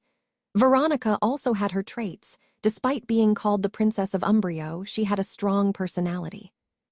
As for Wednesday, she was by far the scariest when truly angry, which was hard to provoke. This was the first time he'd seen her genuinely angry with him. Usually, she tolerated his jokes and mocking comments, even playing along in her own way. Just as he was about to hide in a dusty closet, the door suddenly swung open with great force. Wednesday entered at a steady pace, holding her scythe in her left hand, her gaze fixed firmly on Luke. "Why don't you defend yourself?" Wednesday asked, pausing to look at Luke, who was just about to use shambles to escape. Luke halted the movement of his hand, about to launch shambles, and fell silent, thinking. He knew he could fight on equal footing with Wednesday and was confident he could win, just as Wednesday believed she could beat him. "I'll never raise my hand against you. Only in training," Luke answered after a few seconds. "Always so protective of the people he cares about," thought Wednesday, as the dark scythe dissipated from her hand. She had noticed this aspect of Luke's personality. He was very protective of those he cared about, and those people were few. She'd seen it with Enid, and even with that girl named Gia. She remembered how he defended her from bullies. The same was true with Natasha and his only two friends, Xavier and Ajax. During the blood moon, she noticed he seemed relieved, in a way, to see that the two of them weren't there. Wednesday walked slowly toward Luke. He no longer seemed cautious, sensing that she no longer intended to attack him. She stood on tiptoe and kissed him. This kiss was much longer than the one that morning. "Don't ever do that again in front of my family. Don't kiss me in front of my brother either," Wednesday said, after pulling her lips away from Luke's. "I won't," Luke replied, nodding. He knew Wednesday didn't like it and didn't want to make her uncomfortable on purpose. He'd only done it for a bit of revenge on Pugsley, and just moments ago to avoid Eudora's questions. "Let's go back. I'll deal with my grandmama. I won't let her interfere and ask you uncomfortable questions," said Wednesday, taking Luke's hand and starting to walk back toward the dining room. "Fine, thanks," Luke said, a bit surprised by Wednesday's sudden concern and how quickly she'd forgiven him for earlier. "By the way, you might think that kissing in front of your brother is like a kind of torture for him. I saw his expression when we kissed. He was dying inside with rage," Luke said, walking down the dark hallway hand in hand with Wednesday. Wednesday paused for a moment. "Oh, interesting, I'd never thought about that. It might work a pain much worse than the physical," she said as she continued walking. By the time they reached the dining room, they were no longer holding hands and each returned to their seat. 2. Lunch had already started. Luke noticed Natasha's expression of disgust and understood why. In her bowl was a kind of dark, thick soup with pieces of wilted vegetables. He could swear he saw an eye floating in it, though who knows from what animal. The meal continued without any tense or awkward conversation. The elder woman refrained from asking delicate questions, focusing only on Wednesday's school year. The two got along well, sharing a mutual appreciation for the macabre and morbid. That night, Luke, Natasha, and Wednesday gathered in Luke's room to discuss their plans for reaching Ohio. Luke was in his new room, gathered with Natasha and Wednesday. It was already night, the door was closed, and the three of them were looking at a four-legged wooden table where a map was spread out, illuminated by candlelight. "Between Shadyside and Sunnyvale, there's a distance of 30 km, Natasha said, pointing to several spots on the map. "How do you know the evidence is hidden there?" Luke asked, his hand on his chin. Natasha looked up from the map and glanced at Luke with some hesitation, as if unsure how or whether to answer. "What is it? Why so much mystery?" Luke asked, nodding Natasha's silence. "The night I separated from your parents was the night you were born, a rainy night with our enemies right on our heels. Your parents decided to split up. They went one way and I went another with you," Natasha began. "Why didn't they give you the evidence?" Luke asked, his tone more serious than before. He knew only a few stories about his late parents. Natasha had managed to hide Luke and live in the shadows for a long time. If she had had the evidence, they wouldn't be going through such a mess, and his parents that night might as well have been fighting and not looking for a way to get the evidence to safety. Splitting into two groups reduced the risk of us all getting caught. If they were pursued by the Spellmans and ended up in a confrontation, you and I would be safe. You would be the last hope for claiming vengeance in the future. If, on the other hand, they followed our trail, your parents could escape with the evidence and continue the fight," Natasha replied. "What?" Luke thought, a confused expression on his face. This wasn't what he had believed about his parents. He thought they had heroically sacrificed themselves so Natasha could flee with him and save him. "So, they just accepted that you and I might die," Luke murmured incredulously. "That way, whichever group survived could carry on with the vengeance," Natasha added. Wednesday listened silently, without making a sound. "They could have drawn attention to themselves, done anything to make sure they were the ones pursued. But they decided to leave it up to chance," Luke said, a hint of pain in his voice. Ever since he learned about his past and how he nearly died as a baby, He had believed his parents sacrificed themselves so he could escape. But that wasn't the case. If only I had known with my eidetic memory, Luke thought, touching his temple and frowning. The gift of eidetic memory allowed him to recall every detail with overwhelming clarity, but at that point in his life, even that wouldn't have helped. His mind wasn't ready yet, nor had his powers awakened. Besides, a newborn has dulled senses, and their brain is still forming. Natasha looked at him, sadness in her eyes. Luke's parents hadn't sacrificed everything for him. They had made a strategic, cold, and calculated decision, based on probabilities rather than an instinct to protect their child at all costs. I guess that if I died, they could just have another child, Luke commented after a few seconds of silence, staring at the old wooden floor of the room. They wanted to make sure that if anything went wrong, at least one group would have a chance to continue the fight, Natasha said in a low voice, her tones slightly trembling. Luke said nothing for several seconds. His main motivation for avenging himself against the Spellmans was that they had killed his parents, who he thought had given their lives to protect him. Parents who, unlike in his previous life, truly loved him, or so he believed. Another reason was that he had no choice but to continue the fight, as the Spellmans would eventually come for him and try to kill him. Let's go back to the original question. How do you know the evidence was there? Luke asked, returning to his usual self, though a trace of pain was still visible in his expression. We separated at the Ohio border. I headed south with you in my arms, crossing into Kentucky.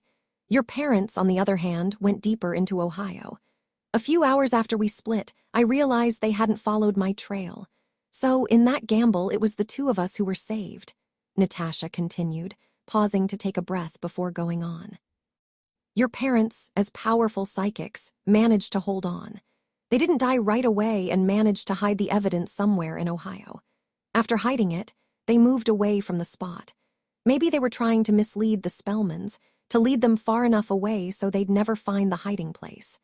They used the last of their mental and physical strength to protect that final secret. How do you know all that after you separated from them? Luke asked. Remember, your mother was a telepath. Her mental link had a range of about 500 km, though in her weakened state, it was probably less. We stayed connected for a while until the link broke, and I lost contact with them, Natasha replied. So, while you were in communication, they kept fleeing. They didn't have time to tell you where they hid the evidence, Luke said with a slight grimace, and Natasha nodded. And Edgar, wasn't he with them for a long time before he changed objects? Luke asked mentally. Since they arrived at the Adams mansion, Edgar hadn't left his pendant. He told Luke that in this mansion, if he came out, there was a chance he'd be discovered, and he wanted to avoid that hassle. So they stayed in contact, speaking telepathically. No, his change of object happened before the final battle, when your parents realized they were being pursued. In that situation, it was best for him to leave as soon as possible so he could guide you in the future. Even though he's a ghost only a Poe can see, that doesn't mean he's immortal or can't be harmed, Natasha responded.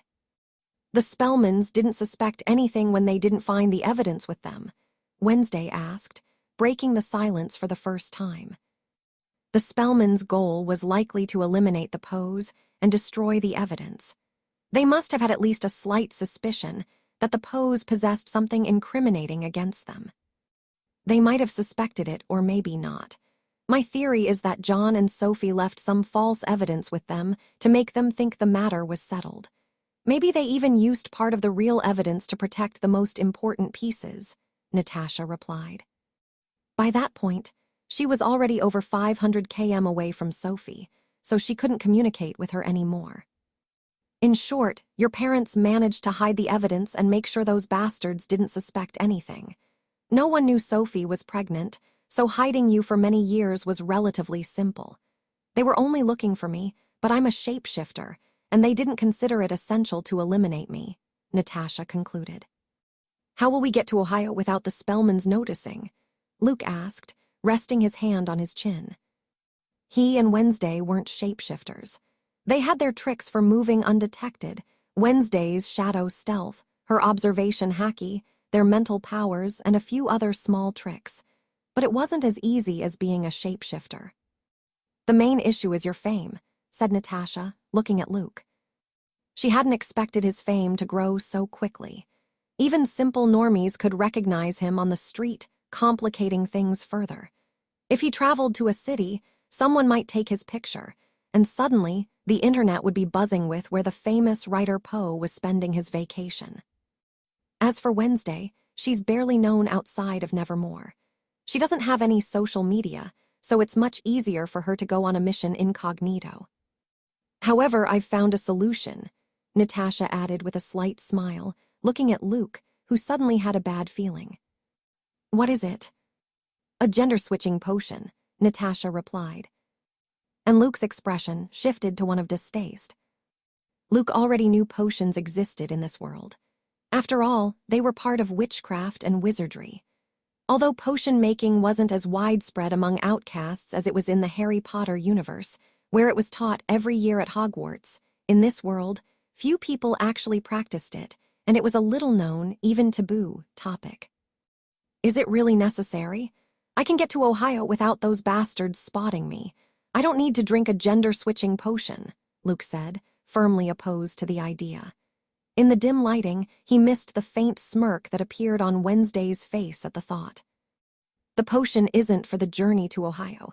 You'd use it once we're in Ohio, since we don't know how long we might be exploring Sunnyvale and Shadowside," Natasha explained.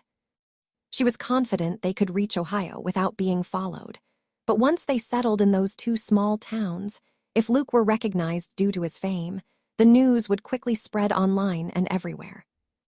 "I can stay in Ohio in secret, just like the Spellmans stayed in Jericho," said Luke. "It'll be hard to move around, but I'm open to suggestions. If you have a better idea, we can go over it, but it's late. We have the entire vacation to come up with a solid plan. We'll talk more tomorrow," said Natasha, checking the time on an old clock. She rolled up the map and said goodbye to Luke and Wednesday. Luke walked over to his bed and collapsed onto it, staring in silence at the high ceiling. His mind wasn't on the plan to get to Ohio. Wednesday, who had barely spoken during the discussion, got up from her chair and slowly walked over to Luke's bed, sitting down near him. "It's late. I want to sleep," Luke said, adjusting his pillow and stretching out. "There were plenty of times I wanted to be alone in my room at Nevermore, and you wouldn't leave," Wednesday replied, and Luke couldn't argue with that. After a few moments of silence, she spoke again. "Your parents did what they had to do. It was the most logical decision. By splitting up, they ensured that at least one of the groups would survive. If they'd stayed together and gotten caught, there'd be no one left to avenge them or to fight against the Spellmans. They planned it strategically." To her, it seemed like a very logical decision. "If you had been in that situation, do you think your parents would have done the same?" Luke asked, turning the question back to her. The question hit Wednesday harder than she expected. The answer was clear in her mind. Her mother, Morticia, and her father, Gomez, would never have risked the possibility of her being pursued and killed by their enemies. They would have done anything to draw the enemy's attention so she could escape and be safe. "My parents," Wednesday paused, her voice softer than usual. "No, my parents would have sacrificed themselves for me without a second thought. See, in the Harry Potter scene, when Voldemort enters the house to kill him and he's just a baby, his parents sacrifice themselves. His mother stands in front of his crib and shields him from a killing curse. My mother, on the other hand, wouldn't hesitate to jump out the window if the odds were against her. Carrying me would only lower her chances of survival," Luke said with a slight, self-mocking smile. "You know I haven't read Harry Potter," Wednesday said, turning over and lying down on the bed. They both lay there, looking at each other just inches apart. "You should. It's a great story," Luke said, glancing at Wednesday and then looking away. He didn't feel like kissing or anything like that. Wednesday moved a little closer. With a gentle but firm motion, she wrapped her arms around Luke, pulling him toward her. She rested his head on her shoulder, almost cradling him. Luke was surprised by the sudden gesture, but he didn't move and let his head rest on Wednesday's delicate shoulder. He wasn't used to hugging her. In fact, This was the first time they'd done it. They both remained silent. Luke felt calmer and stopped dwelling on those troubling, depressing thoughts. Within a few minutes, he fell asleep. A week had passed since summer vacation began, and since Luke had been staying as a guest at the Adams mansion. Unlike his previous vacations, he hadn't left the Adams estate. He adapted to living with the strange and peculiar family faster than he had expected. He could even tolerate Wednesday's grandmother's foods, which looked like poisonous dishes cooked by a witch in her old, rusty cauldron. The house was enormous. Although exploring it wasn't his primary goal, whenever he had nothing better to do, he would take a walk around, and he still hadn't explored all of it. He believed that the mansion's interior was even larger than it appeared from the outside. It was like a labyrinth, with dozens of dark hallways and staircases. Moreover, during his explorations, he could come across deadly traps left by Wednesday long ago, or by Fester or Pugsley. Luke learned that Fester wasn't home, and that it was unlikely he would get to meet him, as he was on the run from justice, not the justice of the outcasts, but normie justice. Apparently, the man enjoyed playing a cat-and-mouse game with the normie police, or so Gomez had told him. The mansion had a large yard, where there was a cemetery with the graves of the Adams ancestors. On the second day, Morticia gave him a guided tour, telling him which ancestors were in each grave, and most notably, explaining in great detail the ways they had died. The tour lasted over 2 hours. His relationships with his girlfriend's family members had started off on the right foot and developed favorably, especially with Gomez. The man was very enthusiastic and easygoing. Luke trained in fencing with him several times and was soundly defeated each time. Not even Professor Vlad, Nevermore's fencing instructor, had such mastery of the art. He tried using his observation haki, but it was useless. He only managed to last a bit longer. For him to learn and make the practice sessions useful, Gomez had to hold back, which wasn't something he was particularly good at, especially when he got excited. Luke thought Wednesday was skilled in fencing thanks to her mother, as the series showed Morticia as the captain of the fencing club. But the real master was Gomez, who taught both of them. He never liked Nevermore's style of fencing, though, because it had rules. He preferred death matches with no rules. He also learned that Gomez possesses a dark aura. Luke found this out when he asked Gomez for a friendly sparring match. They had their practice fight in the mansion's large yard. This time, they used their auras instead of swords. Luke wanted to gauge how strong Elliot Spellman, Sabrina's father, might become, as he was once a rival to his own father, John. Gomez was from that same generation, give or take a few years. Both came from families of psychics among the Big Six, so they should have comparable strength. Flashback. This spot's good. There's plenty of space. Let's see what you're made of, boy, Gomez said with a twisted smile, cracking his knuckles. Luke stood across from him about 20 meters away, having put some distance between himself and the Adams mansion. Luke looked at Gomez with a strange expression. It was odd that a psychic adult with such a reputation would be cracking his knuckles and looking at him with an evil grin, like a villain from a low-budget movie. Let's see how far I am from catching up to Elliot, Luke thought, doing a few light stretches. He trusted in his strength and his 3 auras. When he fought Atlas, he had used 2 auras, and victory became inevitable when he activated his 3rd. Against the werewolf from the Kyria clan, he hadn't even needed to use his blue aura. He shouldn't be too far off, right? When the coin hits the ground, we start, okay? Gomez said, pulling a gold coin from one of his pockets. Luke nodded, and Gomez tossed the coin into the air. Luke got into position, his eyes tracking the coin as it fell, spinning. Meanwhile, Gomez wasn't looking at the coin, standing in a relaxed stance. As soon as the coin hit the ground, Luke shot forward from his spot. He flew at top speed, his feet just a few centimeters above the ground. Within a second, he reached Gomez. Luke focused all the telekinetic waves he could muster into his right arm, clenched his fist, and struck toward his opponent. At the same time, he sent a mental command to Gomez, telling him to stay put.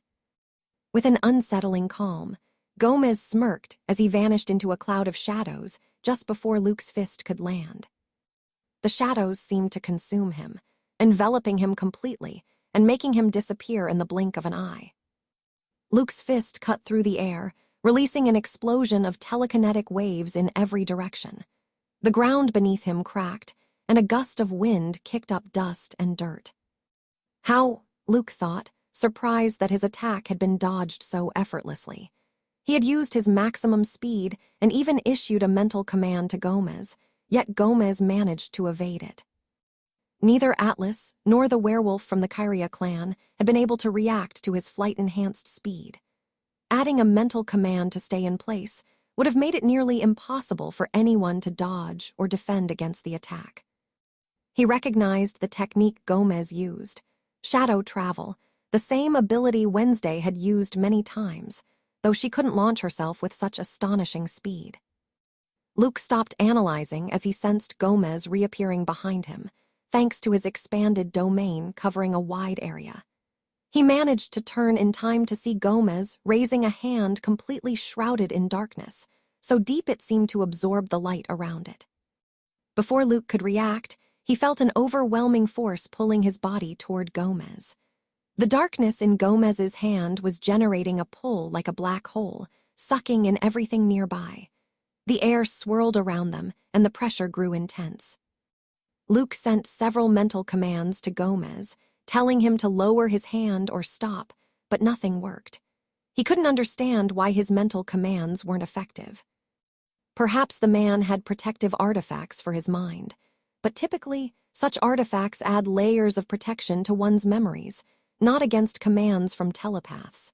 Otherwise, the mind command techniques of blue aura users would be easy to counter. Strong wills can't be ordered by a weaker force, Gomez said with a slight smile, guessing what Luke was thinking about his mental powers. After saying this, Gomez increased the suction power. Luke began to struggle not to be pulled in. He tried to fly backward, using all his telekinetic power to distance himself from Gomez, but it didn't work. If I can't escape the pull, I'll use it to my advantage, Luke thought.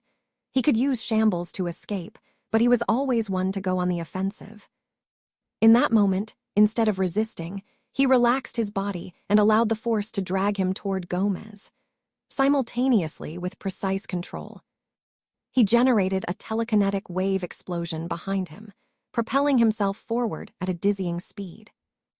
Once again, he charged his fist with telekinetic waves, but this time his speed was enhanced by Gomez's pull, making the strike potentially more devastating given Newton's second law. His fist was drawn toward Gomez's darkened hand. Luke, expecting a powerful collision as his telekinetic waves released, was surprised. Nothing happened. The waves didn't dissipate into the air or explode in place as usual. Gomez's black hand absorbed the waves entirely, as if it had devoured them. There were no vibrations, no shock waves, just silence. Your drive is admirable, but also predictable, Gomez commented with a slight, amused smile. Before Luke could react, Gomez struck toward his stomach with his fist. His speed was beyond anything Luke had faced before. He barely had time to create a telekinetic barrier, which shattered on contact with Gomez's darkened fist. Gomez's fist sank into Luke's stomach, sending him flying like a human bullet. His body tore through the first tree, reducing it to splinters, but he didn't stop there. He flew several meters more until crashing into a second tree, which withstood the impact and halted his trajectory. Luke hit the ground with a dull thud, his body aching and shaken as a metallic taste filled his mouth.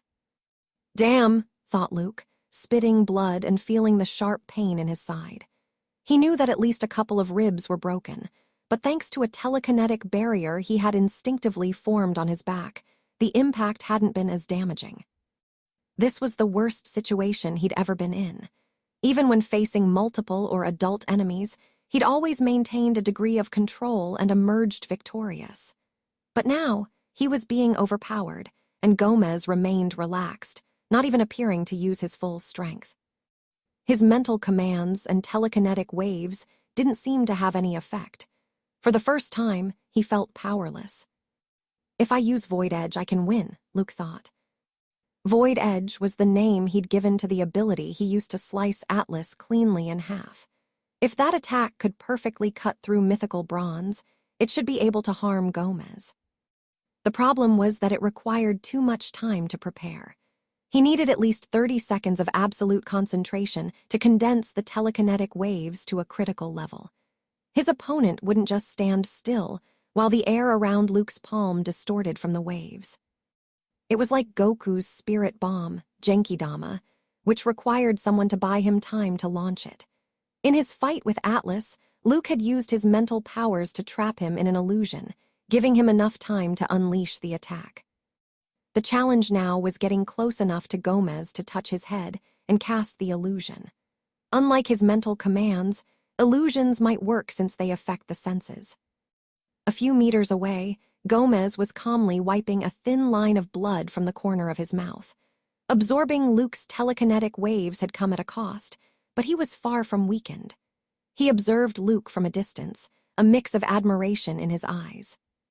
A true monster for his age, thought Gomez, examining Luke from a distance. Gomez had a deep understanding of prodigies. His little Storm was a genius with a fighting ability far beyond her years. Yet, if he had used the same strength against his daughter, she would be in a worse state than Luke and wouldn't be able to inflict even the slightest damage on him, unlike Luke's telekinetic waves. With a faint smile, Gomez watched as Luke stood up despite the devastating blow he'd taken. The boy's tenacity was admirable, especially seeing how he ignored the pain of broken ribs and the blood dripping from his mouth. But what caught Gomez's attention most was the dangerous glint in Luke's eyes, as if he was already rethinking his strategy. "Let's stop here. It's just a friendly sparring match," Gomez said, approaching Luke with a relaxed posture. His tone was light, almost playful. "We're not in a death match where we throw out deadly finishing moves, right?" Gomez knew that Luke had killed a Gorgon with mythical bronze. That attack would be lethal even to him, though he was confident he could dodge it. "You're right," said Luke, giving a small, embarrassed smile as he scratched his head, realizing he had been ready to launch a 100% lethal attack at his father-in-law. However, his expression quickly shifted to one of indignation. Did Gomez say, "friendly sparring"? "Friendly sparring?" Luke repeated in a reproachful tone, frowning. "You nearly put me in a wheelchair with that punch. Luckily, I managed to slow myself down before crashing," he added, feeling the pain begin to settle in as the adrenaline of the fight faded. "Ha, that's right. I forgot," replied Gomez, laughing heartily and scratching his head awkwardly. The fight had been so captivating that he'd barely held back his strength in that dark punch he directed at Luke. At Gomez's carefree response, Luke left his anger behind. He was then carried back toward the mansion with Gomez's help. He was treated by Eudora, who, instead of having an infirmary or anything similar, had a creepy laboratory. She gave him a potion with a disgusting taste and appearance, but it was highly effective. After only a few hours of rest, he was as good as new. Luke found himself in the center of an underground chamber. It had been just over a week since the beginning of the holidays. The room was rectangular and nearly dark. In each corner, there was a torch with a faint fire that barely helped to see. In any case, the lighting in the room was of no use to Luke, as his eyes were covered with a black blindfold. The walls of the chamber were made of massive stone blocks, each one pierced with a series of small dark holes. It was difficult to determine exactly how many there were, but their design suggested a complex network of hidden traps. In the deathly silence of the room, Luke heard a click, like some kind of mechanism activating. Suddenly, a soft yet threatening hum filled the air as a wave of arrows was shot from all directions. A normie would be dead with so many arrows, no matter how good their reflexes were, but Luke had extended his dominion, and his reflexes were superhuman.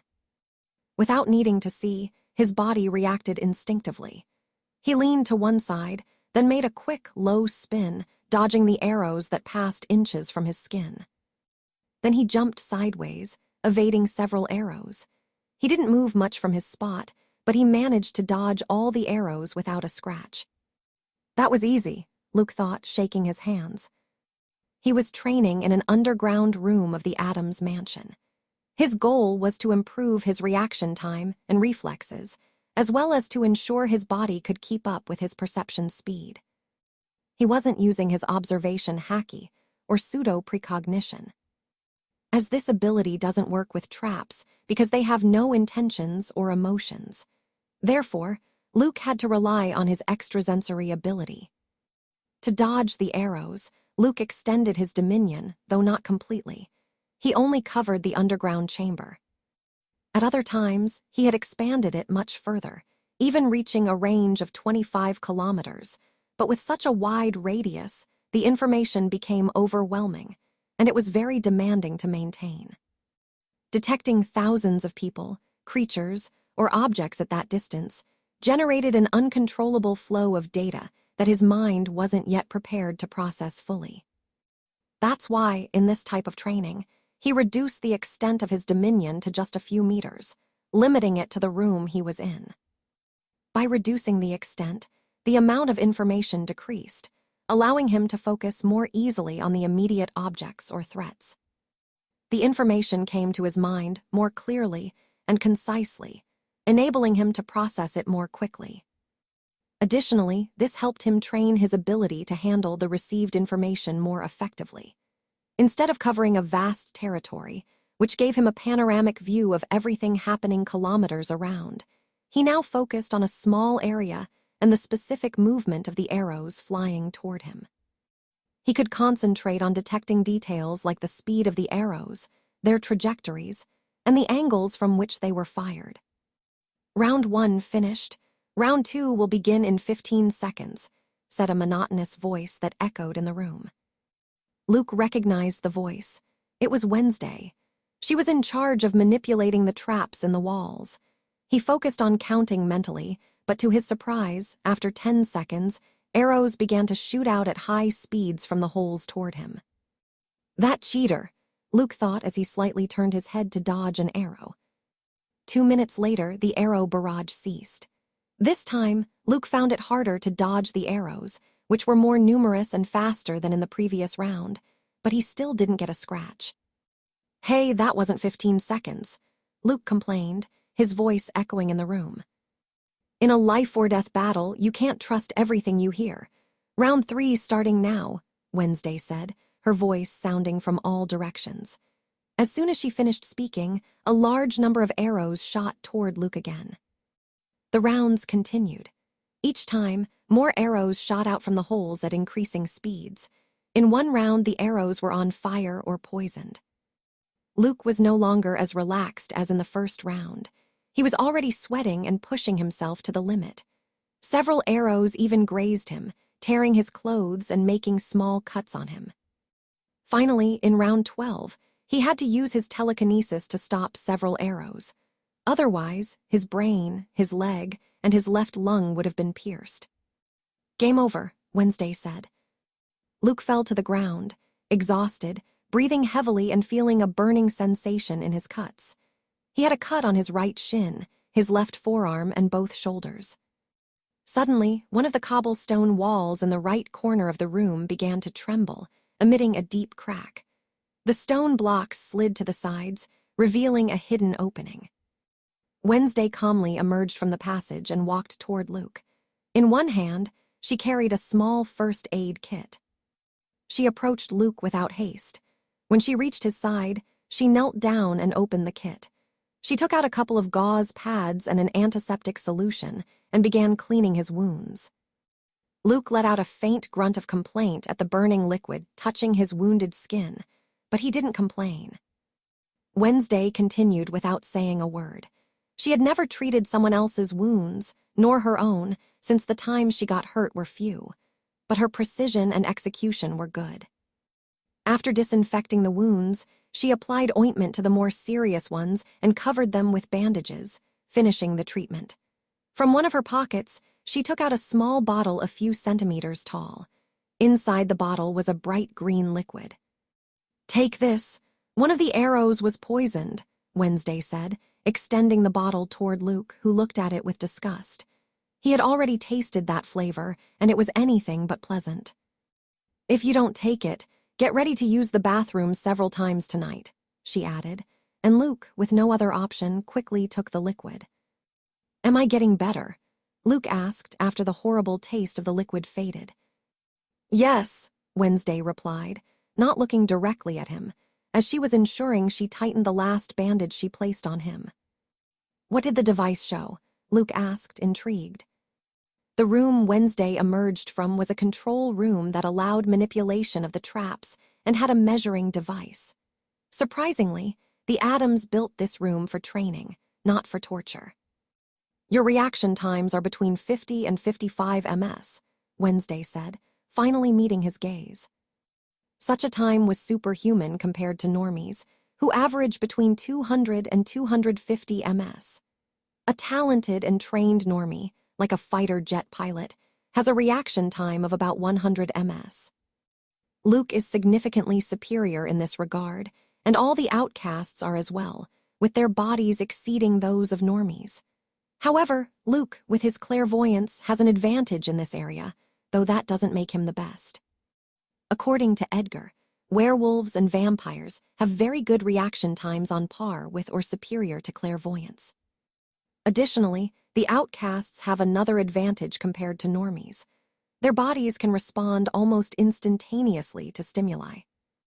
An average human has a reaction time of approximately 250 ms to a visual stimulus.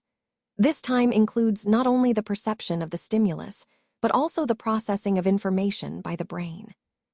Once the brain receives the signal, the time it takes for the body to react varies depending on the action.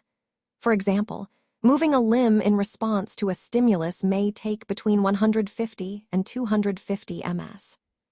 For more complex movements, such as jumping or aiming a weapon, the reaction time can extend even further. In total, this means that an average human could have an effective reaction time of up to 500 ms for actions that require movement. Considering that an average arrow can travel at speeds of between 50 and 70 ms, if it is 20 meters away, this implies that the time it takes for the arrow to reach the target would be approximately 80 to 130 ms. Therefore, a normal human, even the most trained, would not be able to dodge an arrow. Their brain can process the information, but their body cannot react quickly enough. In contrast, Luke has a reaction time of between 50 and 55 ms. This means that his brain can process the threat almost instantly, and his outcast body can start to move in about 20 or 10 ms. This allows him to anticipate and dodge such arrows, unlike normies. "Am I far from dodging bullets?" Luke asked, looking at Wednesday, who is very good at calculating, unlike him. A 9 bullet can reach a speed of 350 meters per second. That equates to about 57 milliseconds from the moment it is fired to when it hits. Your brain can see and process the information about the bullet almost instantly. However, your body isn't fast enough to dodge it, Wednesday replied. Luke understood why he couldn't dodge it. His body took about 20 milliseconds to move, plus the 50 to 55 ms of reaction time he had, which amounted to about 70 to 75 ms. However, if he detected the killer intent of the gunman, he could dodge the shot. Nevertheless, if he used his telekinesis, he could stop the bullet or hundreds of bullets with a simple thought before they reached him, without needing any other ability. After that conversation, Luke was about to get up to leave the room, but he noticed Wednesday frozen in place.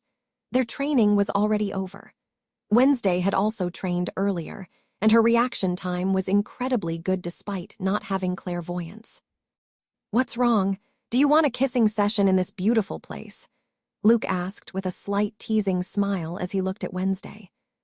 The room had poor lighting, a musty smell, and mold, with dozens of arrows scattered on the floor, some of them with blood belonging to Luke and Wednesday. Wednesday's face remained impassive in response to Luke's comment. She thought it was a good idea to kiss in this place, although she wouldn't call it a kissing session. "I want to talk to you," Wednesday said in a serious tone, though her tone always seemed serious. Luke noticed the slight difference, and, with curiosity, sat back down beside her on the cold stone floor. "What's up? Thanks for watching this episode. Like, share, and follow for more interesting stories and narrations. Thanks a lot."